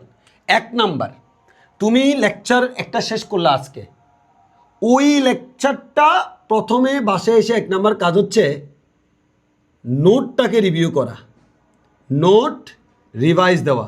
কোন নোট বলো তো? Class note. নোটটাকে রিভাইজ দেওয়া, তুমি ক্লাসে যে নোট করেছো সেই নোটটাকে তুমি রিভাইজ দিবা, সেই নোটটাকে রিভাইজ দিবা, প্রথম কাজ শেষ। 2 নাম্বার কাজ, মেইন বই, মানে যাকে আমরা তপন স্যারের বই বলছি, এই বইটা থেকে আজকের ক্লাসে যা পড়ানো হয়েছে তা রিডিং দেয়া। আজকের ক্লাসে আমরা যা যা পড়েছি ওই রিলেটেড জিনিসটা এই বইয়ের কোথায় আছে সেটা একবার রিডিং করে নিবা। এই রিডিং পড়ার সময় অবশ্যই তুমি দাগায় দাগায় পড়বা, দাগাই দাগাই, মানে আজকে যে রিডিং পড়ছো এরপরে কখনো রিডিং পড়লে তুমি ওই দাগানো লাইনগুলোই পড়বা, মানে যেটা ইম্পর্টেন্ট মনে হবে সেটা তুমি দাগাবা, অন্যগুলো দাগাবা না। তাহলে আজকের ক্লাস শেষ। আজকের ক্লাসে দেখবা আমরা ক্লাসে হয়তো অনেক কিছু করাইছি, বাসে গিয়ে বইতে দেখবা যে 1/2 পৃষ্ঠা, এই 1/2 পৃষ্ঠা হলে 1/2 পৃষ্ঠা পড়বা। যতটুকু মানে বইতে যতটুকু তুমি ততটুকু রিডিং পড়ো, 2 লাইন হলে 2 লাইন পড়বা, মানে যে দিনেরটা ওই দিন শেষ করে ফেলতে হবে। ইন্টারমিডিয়েটের সিলেবাস শেষ করার জন্য সবচেয়ে বড় স্ট্র্যাটেজি যেদিনের পড়া সেদিন শেষ। এবার আসো, তুমি রিডিং পড়বা এবং দাগায় দাগায় রাখবা, কোনো কিছু না বুঝলে তো আমাকে অলওয়েজ পাচ্ছ। 3 নাম্বার কাজ, 3 নাম্বার কাজ হচ্ছে হোমওয়ার্ক শেষ করা। তাহলে তুমি আমার পড়াটা কীভাবে পড়তেছো, আজকে আমার ক্লাস করছো, আমার ক্লাস করার পর তুমি নোট রিভাইজ করছো, এরপর তুমি তপন স্যারের বইটা পড়লা, অনেকে বললো ইসাক স্যার সময় মতো আসবো, তুমি তপন স্যারের বইটা রিডিং করলা দাগাই দাগাই, এরপর হচ্ছে আমরা হোমওয়ার্ক শেষ করলাম। অনেকে বলতে পারে স্যার ইসাক স্যারের বইটা, অনেকে বলে দেখো ইসাক স্যারের বইটা ভালো কিন্তু তপন স্যারের বইটা হচ্ছে সহজ। তপন স্যারের বইটা খুব সহজভাবে লেখা, যেটা লিখলে মনে হবে পদার্থবিজ্ঞান ফান্তাবাদ, কিন্তু ইসাক স্যারের বইতে অনেক ইনফরমেশান আছে। কীভাবে পড়বো আমি দেখা দিচ্ছি, আমি কিন্তু দুইটাই পড়াবো। এখন হোমওয়ার্ক শেষ তোমার, এই হোমওয়ার্ক শেষ করার পর তোমার 4 নাম্বার কাজ আছে। 4 নাম্বার তোমার কাজ খুবই খুবই ইম্পর্টেন্ট, সেটা হচ্ছে গাইড নিয়ে বসা। গাইড নিয়ে বসা, অনেকে বলে স্যার একটা ক্লাস করে গাইড নিয়ে বসবো, হ্যাঁ বসবা, যা বলছি তা করবা। গাইড নিয়ে বসে কী করবা, তোমার কাছে গাইড আছে? আছে। গাইডের তুমি সিকিউ এমসিকিউ করবা। অনেকেই আমার এই কথাটা শুনে হাসবে, কারণ তার কাছে মনে হবে যে একটা ক্লাসে এমন কি পড়াইছেন যে যেটার জন্য সিকিউ এমসিকিউ আমি প্র্যাকটিস করতে পারবো। এটাই সবচেয়ে বড় বোকামি। কী করবা আমি তোমাকে বলি, প্রথমে সিকিউর বইটা নিবা। সিকিউর বইতে তুমি দেখলা যে একবারে 1 নাম্বার পৃষ্ঠা থেকে, মানে যে অধ্যায়টা করছো ওই নাম্বারে, ওই অধ্যায়ের মানে যে অধ্যায়টা রানিং ওই অধ্যায়ের প্রথম প্রশ্ন থেকে যাবা। 1 নাম্বার প্রশ্নের মধ্যে ক আছে, খ আছে, গ আছে, ঘ আছে। 2 নং প্রশ্নের মধ্যে ক আছে, খ আছে, গ আছে, ঘ আছে, এভাবে সবগুলো আছে না। তুমি একটা একটা করে প্রশ্ন পড়ে যাও। ক নাম্বার প্রশ্ন পড়বা, দেখলে আজকের ক্লাসের সাথে রিলেটেড না, বাদ। খ নাম্বার আজকের ক্লাসের সাথে রিলেটেড, তাহলে খ নাম্বার প্রশ্নও দেখলা, আনসারটাও দেখলা। খালি দেখবা যে এগুলো হাতে কলমে প্র্যাকটিস করার কোনো দরকার নাই, এই গাইডটা দেখা, আমি আবারও বলছি দেখা। এবার তুমি কি করলা, খ নাম্বার তোমার অলরেডি আজকের ক্লাসের মধ্যে কমন পড়ছে না, একটা কলম দিয়ে টিকমার দিয়ে রাখবা, হ্যাঁ মানে এটা আমার শেষ। গ আর গ আজকের ক্লাসের সাথে না, বাদ। এভাবে তুমি খুব দ্রুত যাবা। এখানে দেখলা যে কটা মিলে গেছে, কতে টিক, গ মিলে গেছে, গতে টিক। এভাবে করে করে তুমি দেখবা, সোজা কথা, তোমার গাইডে যদি 100 সিকিউ থাকে তার মধ্যে ক খ গ ঘ 4টা মিলে টোটাল 400টা প্রশ্ন আছে। এই 400 প্রশ্নের মধ্যে একটা ক্লাস করলে তুমি সর্বোচ্চ নয় 10টা পাবা, অত বেশিক্ষণ সময় লাগবে না তো। কিন্তু তুমি একবার চোখ বুলে চলে গেছো, এই চোখ বুলে যেতে যেতে এরকম করার দরকার নেই। অনেকে বলবে ভাই কোনো কারণে যদি আমার মনে না থাকে, মানে খেয়ালই করি নেই যে এই প্রশ্নটা আজকের টপিক্সের, আরে বোকা কোনো অসুবিধা নেই। তুমি এখানে মনে করো খ নাম্বারটা আজকের টপিক্সে ছিল, তুমি হয়তো হুট করে বুঝো নাই, স্কিপ করে চলে গেছো, চলে যাবা, তোমার এত টেনশন করতে হবে না। যেটা তোমার কাছে মনে হচ্ছে তুমি সেটা দাগে দাগে যাবা। ঠিক সেম এমসিকিউ। এমসিকিউতে তুমি কী করবা, এমসিকিউতে তুমি 1 নাম্বার এমসিকিউ থেকে যেতে থাকবা। 1 নাম্বার এমসিকিউতে যাইতে যেতে যেই এমসিকিউ তোমার মনে করো 10 নম্বর এমসিকিউ আজকের টপিক্সের রিলেটেড টিক মার্ক ফোরে ফেলছো, আবারও বলছি পড়ে ফেলছো, হাতে কলমে করার দরকার নেই, ফোরে ফেলছো। এরপর 15 নম্বর এমসিকিউ টিক মার্ক, এভাবে করে করে আগাবো। ইন দ্য মিন টাইম আরেকটা কাজ করতে হবে, এগুলো প্র্যাকটিস করতে গিয়ে অনেক সময় এরকম মনে হবে আই রে এটা তো হেভি ট্রিকি। এরকম যদি হেভি ট্রিকি কোনোটা থাকে সেটাকে টিক মার্কের পাশাপাশি আবার গোল দিয়ে রাখবা। যেমন 15 নম্বর এমসিকিউটা হেভি ট্রিকি, টিক মার্ক দিছি মানে আমি পড়ছি, গোল দাগ দিছি মানে হচ্ছে এটা হেভি ট্রিকি। পরবর্তীতে কখনও কিন্তু আমি রিভাইজ দিতে গেলে এই গোলগুলো দেখে দেখে করবো, কারণ গোলগুলো ট্রিকি মানে এগুলো মনে নাও থাকতে পারে। সো এভাবে করে তুমি করলা। তাহলে আমি আবারও বলছি, 1 নম্বর কাজ এটা, 2, 3, 4, এই 4 নম্বর কাজ হচ্ছে গাইড দেখা, সিকিউ এবং এমসিকিউ দেখা। এটা যদি তুমি করো তোমার আজকের দিনের প্রিপারেশন শেষ। তাহলে আমি প্রতিদিন যখন লেকচার দিব তোমার প্রথম কাজ এটা করা, নোটটা ক্লাস নোটে রিভাইজ দেওয়া। 2 নম্বর কাজ তপন স্যারের বই থেকে রিডিং পড়বা, অবশ্যই দাগায় দাগাই। 3 নম্বর হোমওয়ার্ক শেষ করা। 4 নম্বর গাইড থেকে সিকিউ এমসিকিউ দেখবো। সৃজনশীলের ক খ গ এর মধ্যে পুরোটা না, যেটা পারি সেটা, এভাবে করে করে করে করে আমি শেষ করব। এবার আসো, তোমার অলরেডি এভাবে করে করে করে করে করে করে একটা অধ্যায় শেষ। এতক্ষণ কথা বলেছিলাম কি নিয়ে? একটা লেকচার নিয়ে। প্রতিদিন তুমি বাসায় যাওয়ার পর এই কাজগুলো করতে হবে। এবার হচ্ছে অধ্যায় শেষ। মনে করো তোমার ভেক্টর অধ্যায় শেষ, ভেক্টর শেষ। বাবা আমার পক্ষ থেকে তোমার জন্য ছোট্ট সাজেশন, যেদিন তুমি ভেক্টর অধ্যায় শেষ করলা, আমার লাস্ট লেকচার, অতি উৎসাহী হইও না। ওই দিন তো তোমার প্রথম কাজ এগুলো করা। এই কাজগুলো করাটা হচ্ছে তোমার প্রথম কাজ।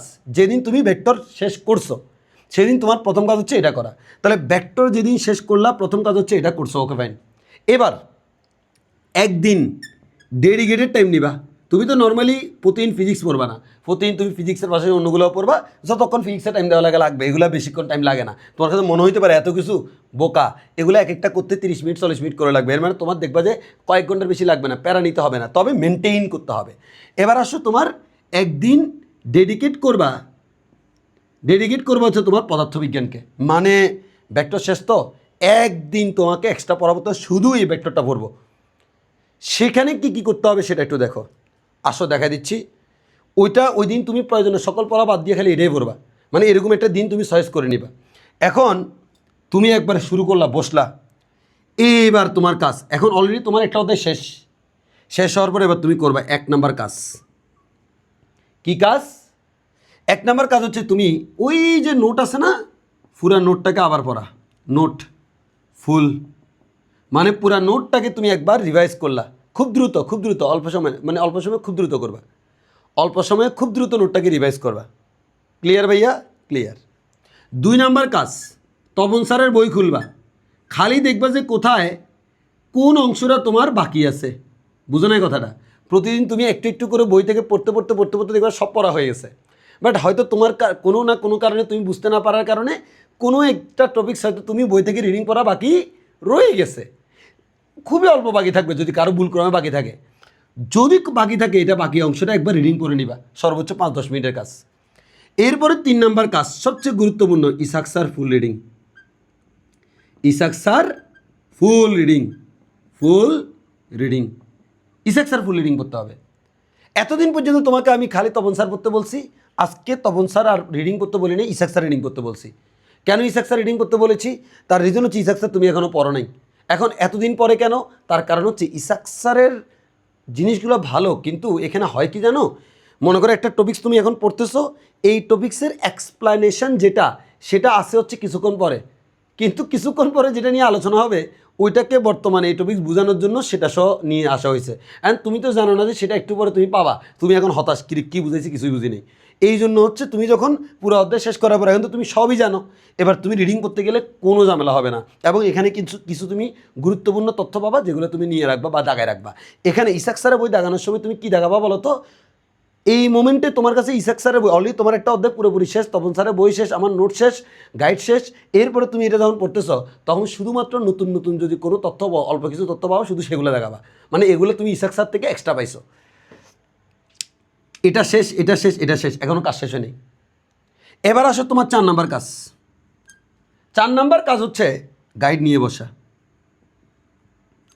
গাইডের প্রিভিয়াস ইয়ারের যে সিকিউ এমসিকিউগুলো তুমি এখানে দেখছো বাবা, ওই সিকিউ এমসিকিউগুলোর মধ্যে তুমি এভাবে ক খ গ ঘ প্রতিদিন দাগাইতে দাগাইতে তুমি দেখবা মোটামুটি 90% দাগানো হয়ে গেছে, বাট কেন জানি 10% বাকি রয়ে গেছে, মানে হয়তো চোখে পড়ে নাই বা বিভিন্ন কারণে রয়ে গেছে। এর মধ্যে কিছু থাকতে পারে এই অধ্যায়ের বাইরে, বিশেষ করে ক খ এর মধ্যে থাকে, যেগুলো অধ্যায়ের বাইরে সেগুলো তো বাদ। যেগুলো অধ্যায়ের ভিতরে প্রথমে সিকিউতে যাবা, কোনো কিছু বাদ আছে কিনা, যেটা বাদ আছে সেটা পড়ে নিবা, এমসিকিউতে যাবা, যেগুলো বাদ সেগুলো পড়ে নিবা। শুধু বাদগুলা যেগুলো পড়ছে সেগুলো পড়ার দরকার নাই, শুধুমাত্র বাদগুলো, আবারও বলছি শুধুমাত্র বাদগুলা, যেগুলো বাদ সেগুলো দেখবো। তাহলে যেগুলো বাদ এই গাইড থেকে শুধুমাত্র না দাগানো জিনিসগুলা, না দাগানো যেগুলা ওগুলো তোমারে পড়তে হবে। না দাগানো জিনিসগুলো তুমি পড়লা, না দাগানো জিনিসগুলো পড়ার পর তোমার কাজ হচ্ছে এখন তাহলে তোমার গাইড শেষ। এখন এই কাজটা তোমাদেরকে ম্যাক্সিমাম স্টুডেন্ট করে কীভাবে জানো? তারা পুরো অধ্যায় শেষ করার পর গাইড নিয়ে বসে। তখন হয় কি জানো, একটা গাইডে 300-400 এমসিকিউ, একটা গাইডে হচ্ছে 100টা সিকিউ, সে এতগুলা করতে করতে দিন দুনিয়ে চলে যায়, সব তথ্য একসাথে মাথায় রাখতে হয়, সে হতাশ হয়ে যায়, আর পরেই না ফলাফল তুমি দেখো। তোমার সিনিয়র ভাইদেরকে জিজ্ঞেস করো কয়টা অধ্যায় শেষ করার পর গাইডটা বহুত করে ফেলছিল, যে গাইড একবার উড়ে শেষ করে ফেলবো, তার গাইডটা দেখবে যে নতুন, তুমি কিনলে এখনও অনেক বেশি দামে কিনতে পারবা মিয়া। সো এটা কখনো কেউ করে না। সো তুমি যখন প্রতিদিন একটু একটু করে ফেলছো, তোমার টেরই পাবা না, দেখো যে কোন দিক দিয়ে পুরো গাইডই শেষ হয়ে গেছে। কিন্তু এটা ইম্পর্টেন্ট, প্রিভিয়াসের সিকিউএমসিকিউগুলো করাটা খুবই খুবই ইম্পর্টেন্ট। এবার এই জন্য তাহলে তুমি আজকে যখন এই গাইডটা নিয়ে বসবা, আমার মনে হয় না কারো আধা ঘন্টার বেশি সময় লাগবে। কেন? কারণ 90% জিনিসই তোমার পড়া আছে, 10% হয়তো কোনো কারণে বাকি রয়ে গেছে, সেগুলো দেখে নিবা। শেষ ভাইয়া, আমার গাইড পড়া শেষ। এরপরের কাজ কি? এরপরে 4 নাম্বার কাজ শেষ। এবার ভাইয়া 5 নাম্বার কাজ। এই 5 নাম্বার কাজ যেটা, 5 নাম্বার কাজটা কি একটু বুঝতে হবে। 5 নাম্বার কাজ হচ্ছে আমার যে বইগুলো আমি তোমাকে দিয়েছি এগুলো থেকে ওয়ান শট বইটা পড়া। এরপর মানে এতগুলো করার পর এবার তুমি ওয়ান শট পড়বা, জাস্ট একবার ওয়ান শট পড়বা, আর কিচ্ছু না। ওয়ান শট একবার পড়বা। এতদিন তুমি ওয়ান শট পড়ো নাই, আজকে তুমি ওয়ান শট পড়বা। এই ওয়ান শট এখন পড়ে তুমি খুব মজা পাবা, সব একসাথে করা আছে, আজকে ওয়ান শট পড়বা।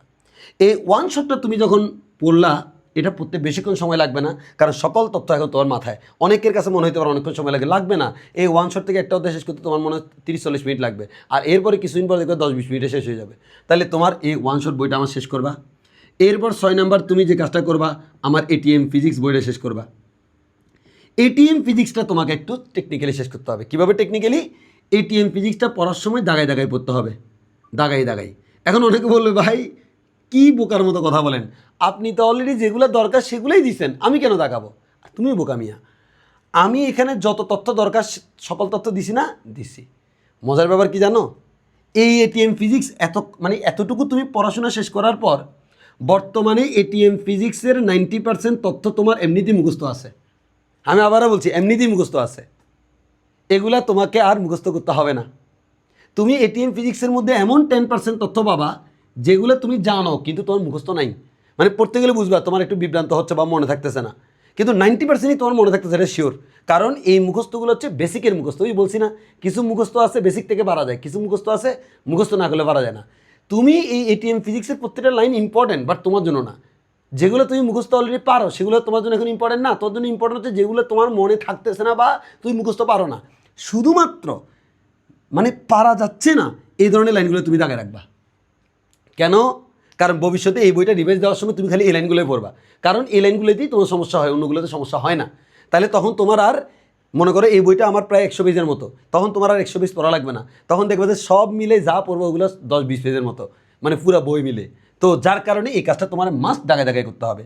এটিএম ফিজিক্স শেষ করার পর অলরেডি তোমার কিন্তু ভাইয়া মুখস্থ টাইপের এমসিকিউ এখানে শেষ হয়ে যাবে, পুরোটা শেষ করতে হবে ওই অধ্যায়ের। এবার তোমাকে করতে হবে গাণিতিক এমসিকিউ। হ্যাঁ ভাইয়া, এই জায়গায় আপনাকে হাতে কলমে করতে হবে। এই যে তোমার কাছে মনে হইতে পারবে এত কিছু দিচ্ছেন, এক একটা কাজ করতে তোমার আধা ঘন্টা 40 মিনিট করে লাগবে। তুমি তো একদিন টাইম নিছো, একদিন খালি ফিজিক্সের একটা অধ্যায় রিভাইজ দিবা, এখন অনেক টাইম, বেশিক্ষণ সময় লাগবে না।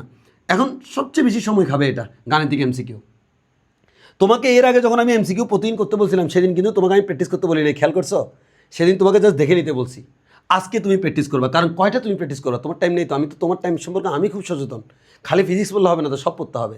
তাইলে আজকে যখন তুমি গাণিতিক এমসিকিউ করলা, বইটা নিলা, এই গাণিতিক এমসিকিউ বইতে তো সবচেয়ে কম গাণিতিক এমসিকিউ দেওয়া আছে। এগুলো প্রত্যেকটা হাতে কলমে করে করে দেখতে হবে, প্রত্যেকটা করে করে দেখতে হবে একবার, প্রত্যেকটা তুমি করে করে দেখবা, প্রত্যেকটা করে করে দেখবা, এখানে তোমার খুব ভালো সময় খাবে, দেখা যাবে 3-4 ঘন্টাও খাইয়ে ফেলতে পারে। এবং এটা খুবই ইম্পর্টেন্ট, জীবনে একবারই করবে, এরপরে কিন্তু ভবিষ্যতে তুমি আর এই কাজটা করবা না। আজকে একবার করতেছো, এগুলো হাতে কলমে করতেছো, ভবিষ্যতে আর করা লাগবেও না। এখন এই 5 নাম্বার গেল। এর মধ্যে যদি কোনো এমসিকিউ অতিরিক্ত কঠিন মনে হয় সেটা তো অবশ্যই গোল করে রাখবা, যাতে ভবিষ্যতে সেটা আবার প্র্যাকটিস করতে পারো। এরপর 6 নাম্বার কাজ, আমার জ্ঞানমূলক ও অনুধাবনমূলক বইটা শেষ করা। ওই অধ্যায়ের আমার জ্ঞানমূলক অনুধাবনমূলক বই তোমার শেষ, বেশিক্ষণ সময় লাগবে না, এটা শেষ করে ফেললা। জ্ঞানমূলক অনুধাবনমূলক বইটা শেষ করার সময় আবার তোমাকে দাগায় দাগায় পড়তে হবে। কী দাগায় পড়তে হবে? এখানে তুমি অনেকগুলো জ্ঞানমূলক পাবা যেগুলো তুমি এমনিতেই পারতা, কিছু জ্ঞানমূলক প্রশ্ন পাবা মানে মনে হচ্ছে যে কিরে এই প্রশ্নটা একটু কনফিউজিং, ওগুলা তুমি গোল করে রাখবা। ভবিষ্যতে আমার জ্ঞানমূলক অনুধাবনমূলক বই পড়ার সময় যখন পুরো বই একসাথে রিভাইজ দিবা তখন শুধু গোলগুলা পড়বা, কারণ এগুলাই তোমার মনে থাকে না। অনুধাবনমূলকটা হচ্ছে চাঙ্গা লেভেলের। এই অনুধাবনমূলকে তুমি একটা মজার জিনিস পাবা। অনুধাবনমূলকে দেখবে যে 10টা 20টা অনুধাবনমূলক দেখলে তার মধ্যে 2টা আছে যেগুলো হচ্ছে মানে পারা জিনিস, কিন্তু এত সুন্দর করে তোমাকে আমি ঘুরেই দিছি যে তোমার কাছে মনে হচ্ছে হুট করে পরীক্ষার হলে আসলে এটা আমি পারতাম না, মানে একটু কনফিউজিং টাইপের, যেটা তুমি পরীক্ষার হলে আসলে হুট করে পারতা না, এরকমগুলোকে তুমি দাগায় রাখবা। জ্ঞানমূলক খুব একটা দাগানো লাগবে না, অনুধাবনমূলকে দেখবে যে এরকম তুমি অনেকগুলো দাগাবা। এইগুলো হচ্ছে তোমার টুইস্টিং, মানে পরীক্ষায় যদি কোনো টুইস্ট দিই টুইস্টগুলো থেকে আসবে, এই টুইস্টিংগুলো দাগায় রাখবা, খেলা শেষ। এবং তোমার একটা অধ্যায় আমি গ্যারান্টি দিতে পারি 100%, আমি আবারও বলছি 100% পুরো দমে শেষ, 100% পুরো দমে শেষ। এখনও কথা বাকি আছে, ধৈর্য ধরতে হবে, কারণ তুমি তো এখনও মাত্র খালি পড়াশোনা করতেছো। এই পড়াশোনাটা কীভাবে ইফেক্টিভ, কীভাবে রিভাইজ দিবা, কীভাবে অ্যাডমিশনে এটা কাজে লাগবে সেগুলো জানতে হবে না বোকা? আসো, সেগুলো জানার জন্য তোমাকে আমি আর একটু সামনের দিকে আগাচ্ছি। এখন আসো ভাইয়া, আর একটু সামনের দিকে যদি আগাই, এখন কি হবে দেখো, আমি তোমাকে আবার কথাগুলো একটু মনে করাই দিচ্ছি একবারে সংক্ষেপে, তাহলে তুমি একটু সামারি করো তো ভাইয়া, এগুলো মুখস্থ করতে হবে। তাহলে তুমি আজকে মানে একটা লেকচার শেষ করলা, তুমি মুখে মুখে বলো দেখি তোমার মনে আছে কি না। 1 নম্বরে কী করবা? 1 নম্বর হচ্ছে লেকচার নোটটা বাসায় এসে পড়বো। 2 নম্বরে আমরা কি করব? 2 নম্বর হচ্ছে আমরা তপন স্যারের যে বই, সেই তপন স্যারের বইটা রিডিং পড়বো, যেগুলো এটা রিলেটেড, এবং অবশ্যই আমি দাগাই পড়বো। 3 নম্বর কাজ ভাইয়া কী করবো বলো তো? আমার এইচডাব্লিউগুলো আমরা কমপ্লিট করবো, মাস্ট কমপ্লিট করতে হবে।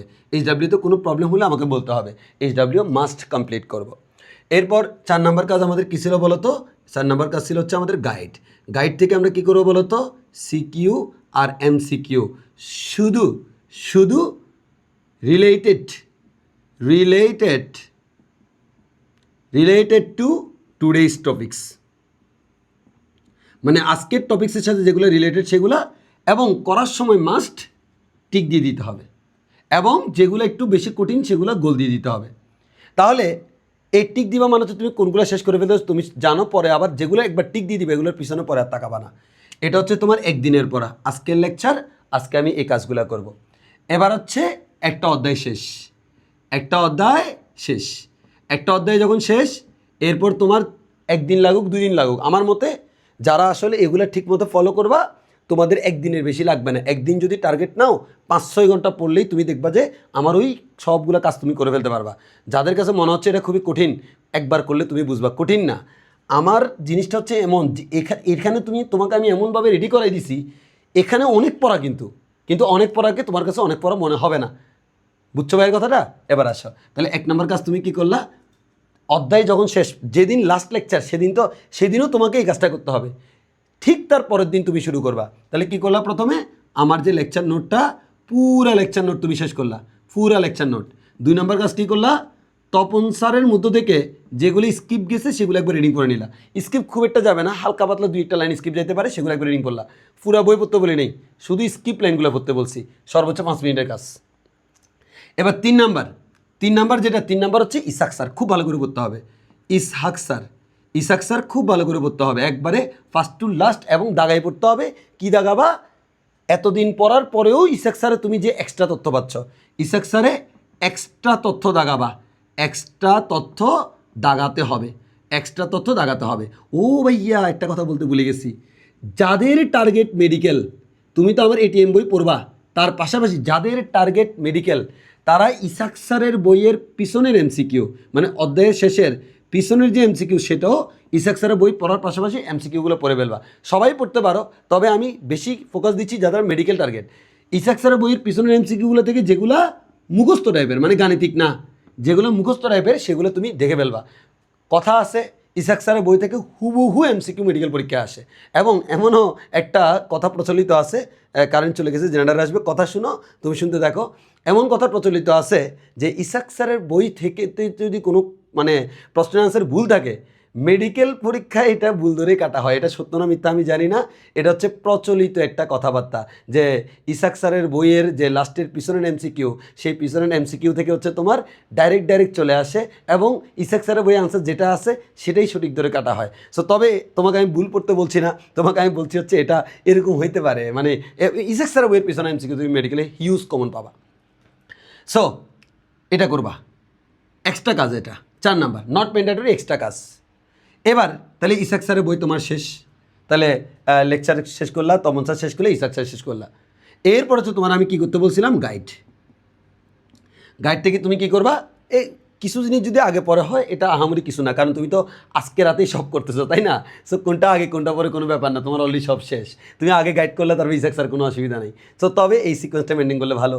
তো গাইডের ক্ষেত্রে ইভেন আমি নিজেও মনে করো তোমাকে এগুলো বলার সময় হয়তো একটা আগে পরে বলতে পারি, এটা কোনো ব্যাপার না আসলে, কারণ পুরো অধ্যায় এখন আমার শেষ। গাইড থেকে হচ্ছে সিকিউ এমসিকিউ আমি সেগুলোই দেখবো, সেগুলো হচ্ছে অলরেডি এর আগে স্কিপ গেছে, মানে আমার দাগানো ছিল না, যেগুলো সেগুলো আজকে আমরা করে ফেলবো। শেষ, তাহলে আমার গাইডও শেষ, এর মানে আমার বাজারের কাজ শেষ। এবার হচ্ছে ইমুসার স্পেশাল। এবার 5 নম্বর কাজ আপনার কি, আমার ওয়ান শট রিভিশন বই পড়বা, এরপর 6 নম্বর কাজ কি বলতো, আমার এটিএম বই পড়বা। এটিএম বই পড়ার পর এটিএমের মধ্যে না দাগাইলেই নয় এমন তথ্যগুলো দাগায় রাখবা, মানে যেগুলো তোমার মনে থাকতেছে না। এরপর 7 নম্বরে কী পড়তে বলেছি, আমার গাণিতিক এমসিকিউ বইটা পড়তে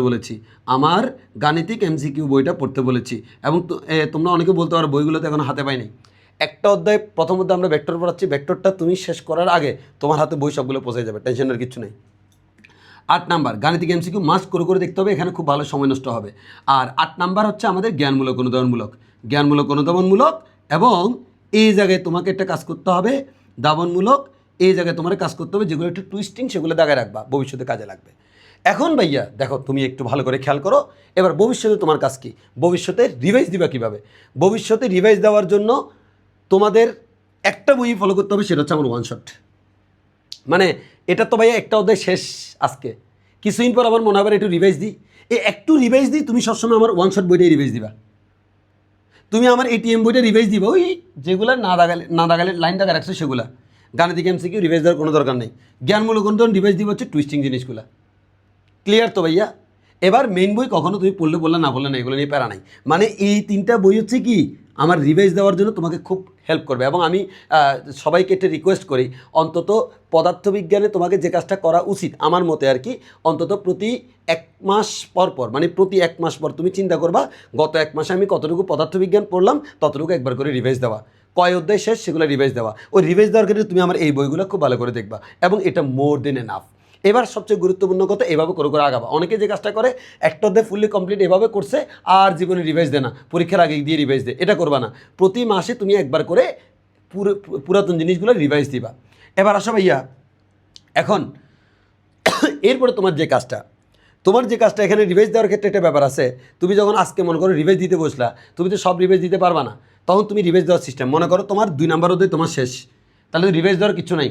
3 নম্বর অধ্যায়ে যখন যাবা তুমি রিভাইজ দিবে কত নম্বর অধ্যায়, 2 নম্বর অধ্যায়, 2, 3 শেষ। 4 নম্বর অধ্যায়ে যখন যাবা তুমি রিভাইজ দিবা প্রথমে 3 নাম্বার, এরপরে 2 নাম্বার, মানে লাস্ট যেটা শেষ করছো ওটা, কারণ তুমি তো অলরেডি এটা একবার রিভাইজ দিছো, হয়তো কয়েকবারও দিছো। সো এটা যখন 4 পড়তেছো তখন ঠিক তার আগে যেটা পড়ছো, তার আগে তুমি মনে করো 3 পড়ছিলা, 3 রিভাইজ দিবা, 3 শেষ হলে 2 রিভাইজ দিবা।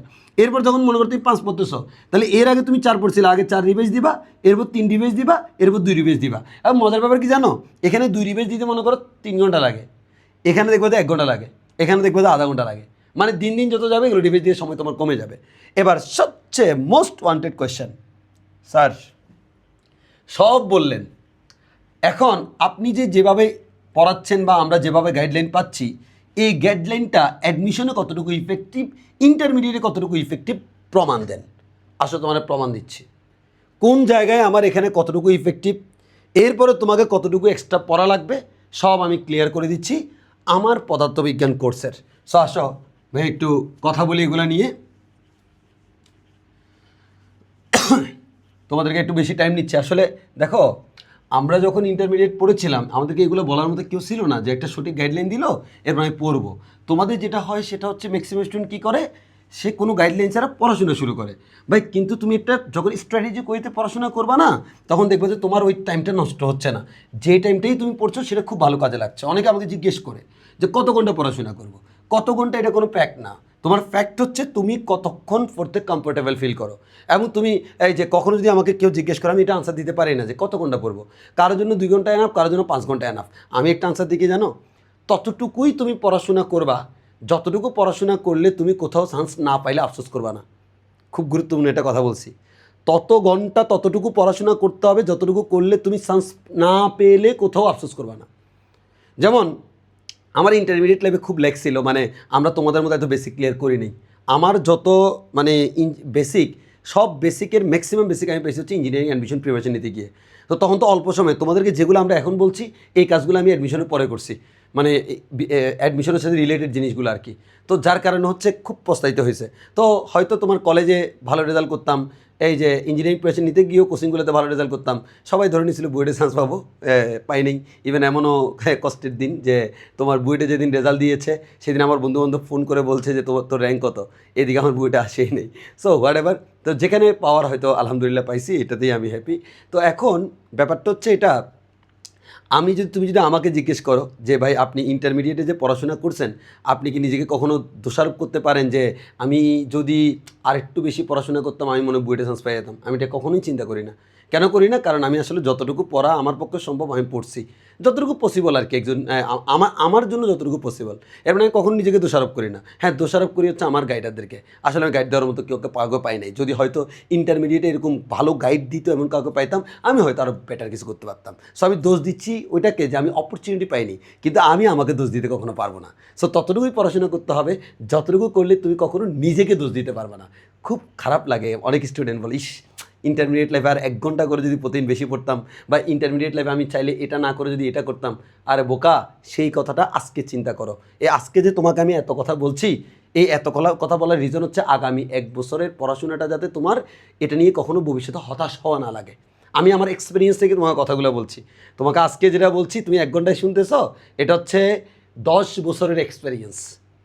সো আসো লাস্ট আমাদের এইচএসসি ফিজিক্সের যে আমরা এতক্ষণ পর্যন্ত তোমাকে বললাম, এই পড়াশোনাটা এভাবে যদি তুমি পড়াশোনা করো, এটা এইচএসসিতে কতটুকু কাজে হেল্পফুল হবে, ইঞ্জিনিয়ারিং অ্যাডমিশনে কতটুকু হেল্পফুল হবে, এটা মেডিকেল অ্যাডমিশনে কতটুকু হেল্পফুল হবে, এটা ভার্সিটি অ্যাডমিশনে কতটুকু হেল্পফুল হবে, এটা নিয়ে জানতে হবে।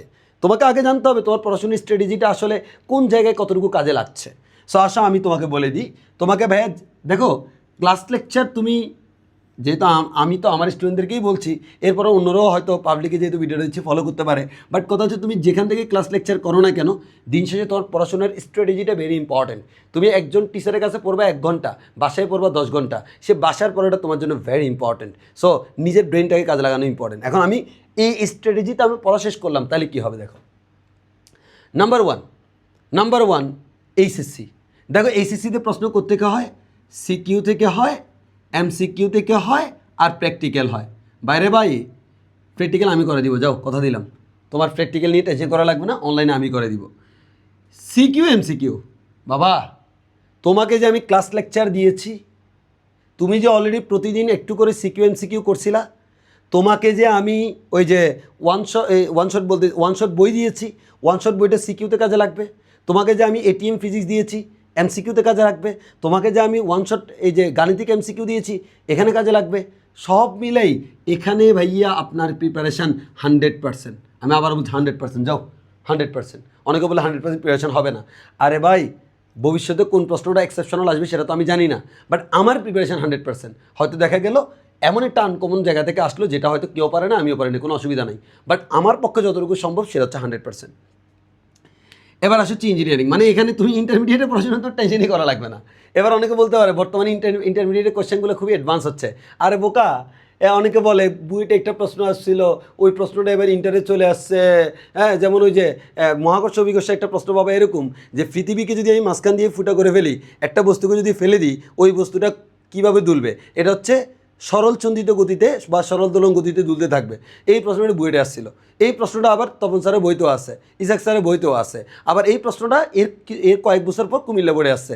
সবাই বলে কুমিল্লা বোর্ডে আমাদের বুয়েটের প্রশ্ন চলে আসছে। আরে বোকা, আমার তো প্রশ্নটা সিলেবাস থেকে আসছে, তাই না? তো তুমি সিলেবাসটা যদি প্রপারলি কভার করো কোনো অসুবিধা নেই। আর আমরা যখন রেগুলার ক্লাস লেকচার নিই সেখানে আমরা সব পড়াই, কোনো কিছু বাদ দিই না। বইয়ের যে লাইন কেউ গুরুত্ব দেয় না সেটা আমরা গুরুত্ব দিই। এভাবে পড়লে কোথাও আটকাইতে হবে না।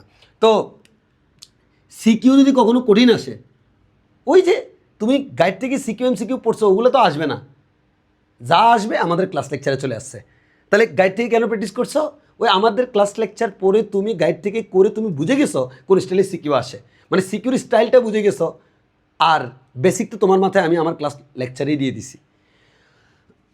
এরপর ইঞ্জিনিয়ারিং, হ্যাঁ, তোমাকে আমি যে স্টাইলে বলেছি এই স্টাইলে যদি তুমি ইঞ্জিনিয়ারিং পড়াশোনা করো তাহলে বলতে পারো ইঞ্জিনিয়ারিংয়ের 90% প্রিপারেশন শেষ, 90% শেষ।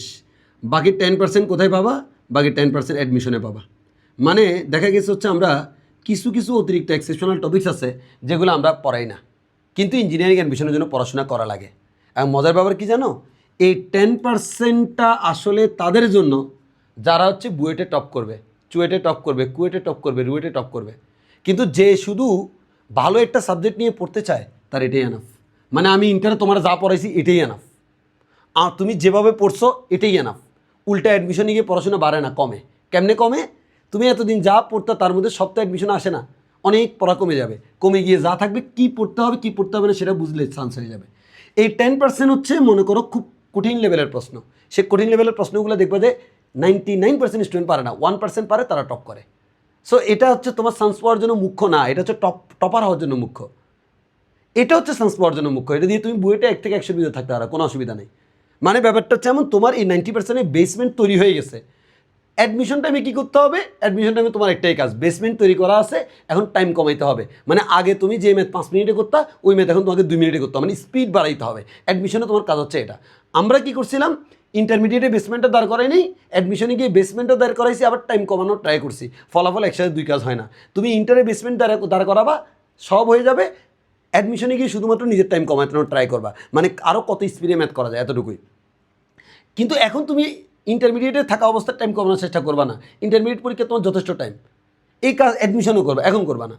এবার আসো যে মেডিকেল। ও বাবা, ইসাক স্যার বইয়ের পিছনে এমসিকিউ পড়ছো, বেসিক ক্লিয়ার আছে তোমার। আমার এটিএম বই পড়ছো, মেডিকেলের প্রিপারেশন 100%। এবার আসো ভার্সিটি। ভার্সিটি হচ্ছে ইঞ্জিনিয়ারিংয়ের ছোটো ভাই। সো বুঝতেই পারছো, যেখানে ইঞ্জিনিয়ারিং 90% শেষ, সেখানে আমরা ভার্সিটি বলি 99% শেষ। 1% কেন? যেমন ঢাকা ভার্সিটি বা রাজশাহী ভার্সিটি, কিছু ভার্সিটি মাঝে মাঝে এমন কিছু প্রশ্ন করে, 2-1টা প্রশ্ন হাতে গোনা যেগুলো একটু আলট্রা লেভেলের কঠিন হয়। সো ওগুলো বাদ দিলে হচ্ছে ম্যাক্সিমাম জিনিসই তোমার এগুলোতে কমন আসে। সো মোটামুটি বুঝতেই পারছো আমরা যে স্টাইলে পড়াশোনা করলাম, এই স্টাইলে পড়াশোনা করলে তোমার ইন্টারমিডিয়েটে ইনশাল্লাহ কোনো টেনশন নেই। এবং আমরা তো কোনো কিছু বাদ দিয়ে পড়ি নেই। ফলাফল ইন্টারমিডিয়েট প্রশ্ন যদি খুব হার্ড করে, তাও তোমার কাছে হার্ড মনে হবে না, তাও তোমার কাছে হার্ড মনে হবে না, এটা তোমাকে মাথায় রাখতে হবে। আর দিন শেষে লাস্ট একটা কথাই তোমাকে বলে রাখি, যাদের টার্গেট ইঞ্জিনিয়ারিং, ভার্সিটি এবং মেডিকেলের জন্য খুব একটা মানে টাফ না। ইঞ্জিনিয়ারিংয়ে ফিজিক্সটা একটু স্মার্ট আসে। সেই ইঞ্জিনিয়ারিংয়ের ক্ষেত্রে কিন্তু আবার খালি এটাও না, তোমাকে পদার্থবিজ্ঞানে কিন্তু বুয়েটে তুমি খালি পরীক্ষা দিতে গেলে A+ পাইলে হয় না। ফিজিক্স, কেমিস্ট্রি, ম্যাথে তোমাকে বিশাল নাম্বার থাকতে হয়। এবং মোটামুটি আমরা বলি যে হয়তো মানে পরীক্ষার প্রশ্নের উপর ডিপেন্ড করে। ইন জেনারেলি আমরা বলি যে 90% আপ মার্কস থাকা লাগে বুয়েটে পরীক্ষার হলে বসার জন্য, চান্স পাওয়ার জন্য না, বসার জন্য। সো এভাবে পড়াশোনা করতে হবে, এমনভাবে পড়াশোনা করতে হবে প্রশ্ন কঠিন হলেও যাতে নাম্বার না ছুটে। আর এই কাজটা যদি তুমি করতে পারো, গ্যারান্টি আমি দিচ্ছি 95+ পেয়ে তুমি ইন্টারমিডিয়েট পরীক্ষায় পদার্থবিজ্ঞানে পাস করতে পারবা এবং অনেকে এর থেকেও ভালো করতে পারবে। সো এটা খুব একটা কঠিন না, খালি স্ট্র্যাটেজিটা মানতে হবে। আর দিন শেষে একটা কথাই বলি, তোমাদের আজকে তো আমরা পুরো একটা গাইডলাইন দিলাম কীভাবে তুমি করবা, কী করবা না করবা, এটা তোমাকে খুব ভালো করে ফলো করতে হবে। ফলো করতে গিয়ে কোনো অসুবিধা হলে তুমি এনি টাইম আমার সাথে যোগাযোগ করতে পারবা। অবশ্যই আমার সাথে যোগাযোগ করার সময় তুমি কখনোই আমাকে পার্সোনালি বিরক্ত করবা না, তুমি আমাকে বিরক্ত করবা হচ্ছে গ্রুপে। কারণ পার্সোনালি তুমি মেসেজ দিলে 1 মাসও হয়তো সিন হবে না, অনেকে মেসেজ দেয়। তো সেক্ষেত্রে তুমি গ্রুপে, তোমার গ্রুপটাকে আমি অবশ্যই গুরুত্ব দিয়ে দেখবো, কারণ তুমি আমার পেইড স্টুডেন্ট মানে হচ্ছে ওই গ্রুপটা আমার জন্য খুবই গুরুত্বপূর্ণ। যে গ্রুপগুলো আমার জন্য গুরুত্বপূর্ণ আমি হোয়াটসঅ্যাপে এগুলোকে এই যে ফেভারিট করে রাখি, মানে আমি ফেভারিটগুলো দিনে একবার করে হলেও অন্তত চেক করি ওইখানে কোনো ইম্পর্টেন্ট মেসেজ আসছে কিনা। সো বুঝতেই পারছো, তুমি গ্রুপের মাধ্যমে আমার সাথে কন্ট্যাক্ট করবা, সেখানে দিবা, ওপেনলি একে অপরকে সাপোর্ট করবা, দ্যাটস ইট, এতটুকুই। ইনশাল্লাহ এভাবে করতে পারলে তোমার ভালো একটা সাপোর্ট হবে। এবং মনে রাখবা, ইন্টারমিডিয়েটে একদিন সময় অপচয় করা উচিত না। যেদিন চান্স পেয়ে যাবা সেদিন ইনশাল্লাহ তোমার সাথে আবার দেখা হবে, সেদিন অনেক কথা হবে। সো আজকে এইটুকু পর্যন্ত। এবং লাস্ট আরেকটা কথা বলে আমরা ক্লাস শেষ করে দিচ্ছি, ক্লাস না, এই যে কথা শেষ করে দিচ্ছি, কথাগুলো আসলে ক্লাসের মতোই। সেটা হচ্ছে, তোমরা যারা আমাদের regular student, both online and offline, অফলাইনে আসলে আমাদের ওই অনলাইনে যেরকম আমি চাইলে 1 ঘন্টার ক্লাস 1.5 ঘন্টা নিতে পারি, সেটা অফলাইনে পারি না। তো ওই জন্য অফলাইনের ক্ষেত্রে হচ্ছে যে কাজটা করতে হয়, অফলাইনে আলাদা করে মোটিভেশনাল সেমিনার দিতে গেলে আমাদের একটা দিন নষ্ট। আবার মোটিভেশনাল সেমিনার দরকার আছে, কিন্তু আমরা চাই না যে সেটা নষ্ট করতে, কারণ প্রচুর অনেক টাইম লাগে সিলেবাস শেষ করতে। কারণ তোমাকে তো আমি বুং পড়াইলে হবে না, অনেক কিছু পড়াইতে হবে। তো সেক্ষেত্রে আমরা কী করি, অফলাইন এবং অনলাইন সকল স্টুডেন্টকে আমরা নির্দিষ্ট ডেট দিয়ে 1-2 মাস পর পর আমি জুম মিটিংয়ে বা মানে কোনো না কোনো একটা অ্যাপসে ডাকবো, যেখানে তুমিও কথা বলতে পারবো, আমিও কথা বলতে পারবো। ডেকে একসাথে সবাই মিলে আমরা আলোচনা করব। কারো যদি কোনো প্রশ্ন থাকে, কোয়েরি থাকে, আমরা সেগুলো ফেস টু ফেস দেখবো। হ্যাঁ, এতটুকুই থাকলো। আর অনলাইন বেসের ক্ষেত্রে হচ্ছে আমাদের ক্লাসগুলো আমি রেকর্ড করে দিয়ে রাখি, কারণ কে কখন ফ্রি থাকে আমি জানি না, যে যখন ফ্রি থাকবে সে যাতে করে ফেলতে পারে। সো সবাই ভালো থেকো, সুস্থ থেকো, আল্লাহ হাফেজ, ধন্যবাদ সবাইকে, আসসালামু আলাইকুম।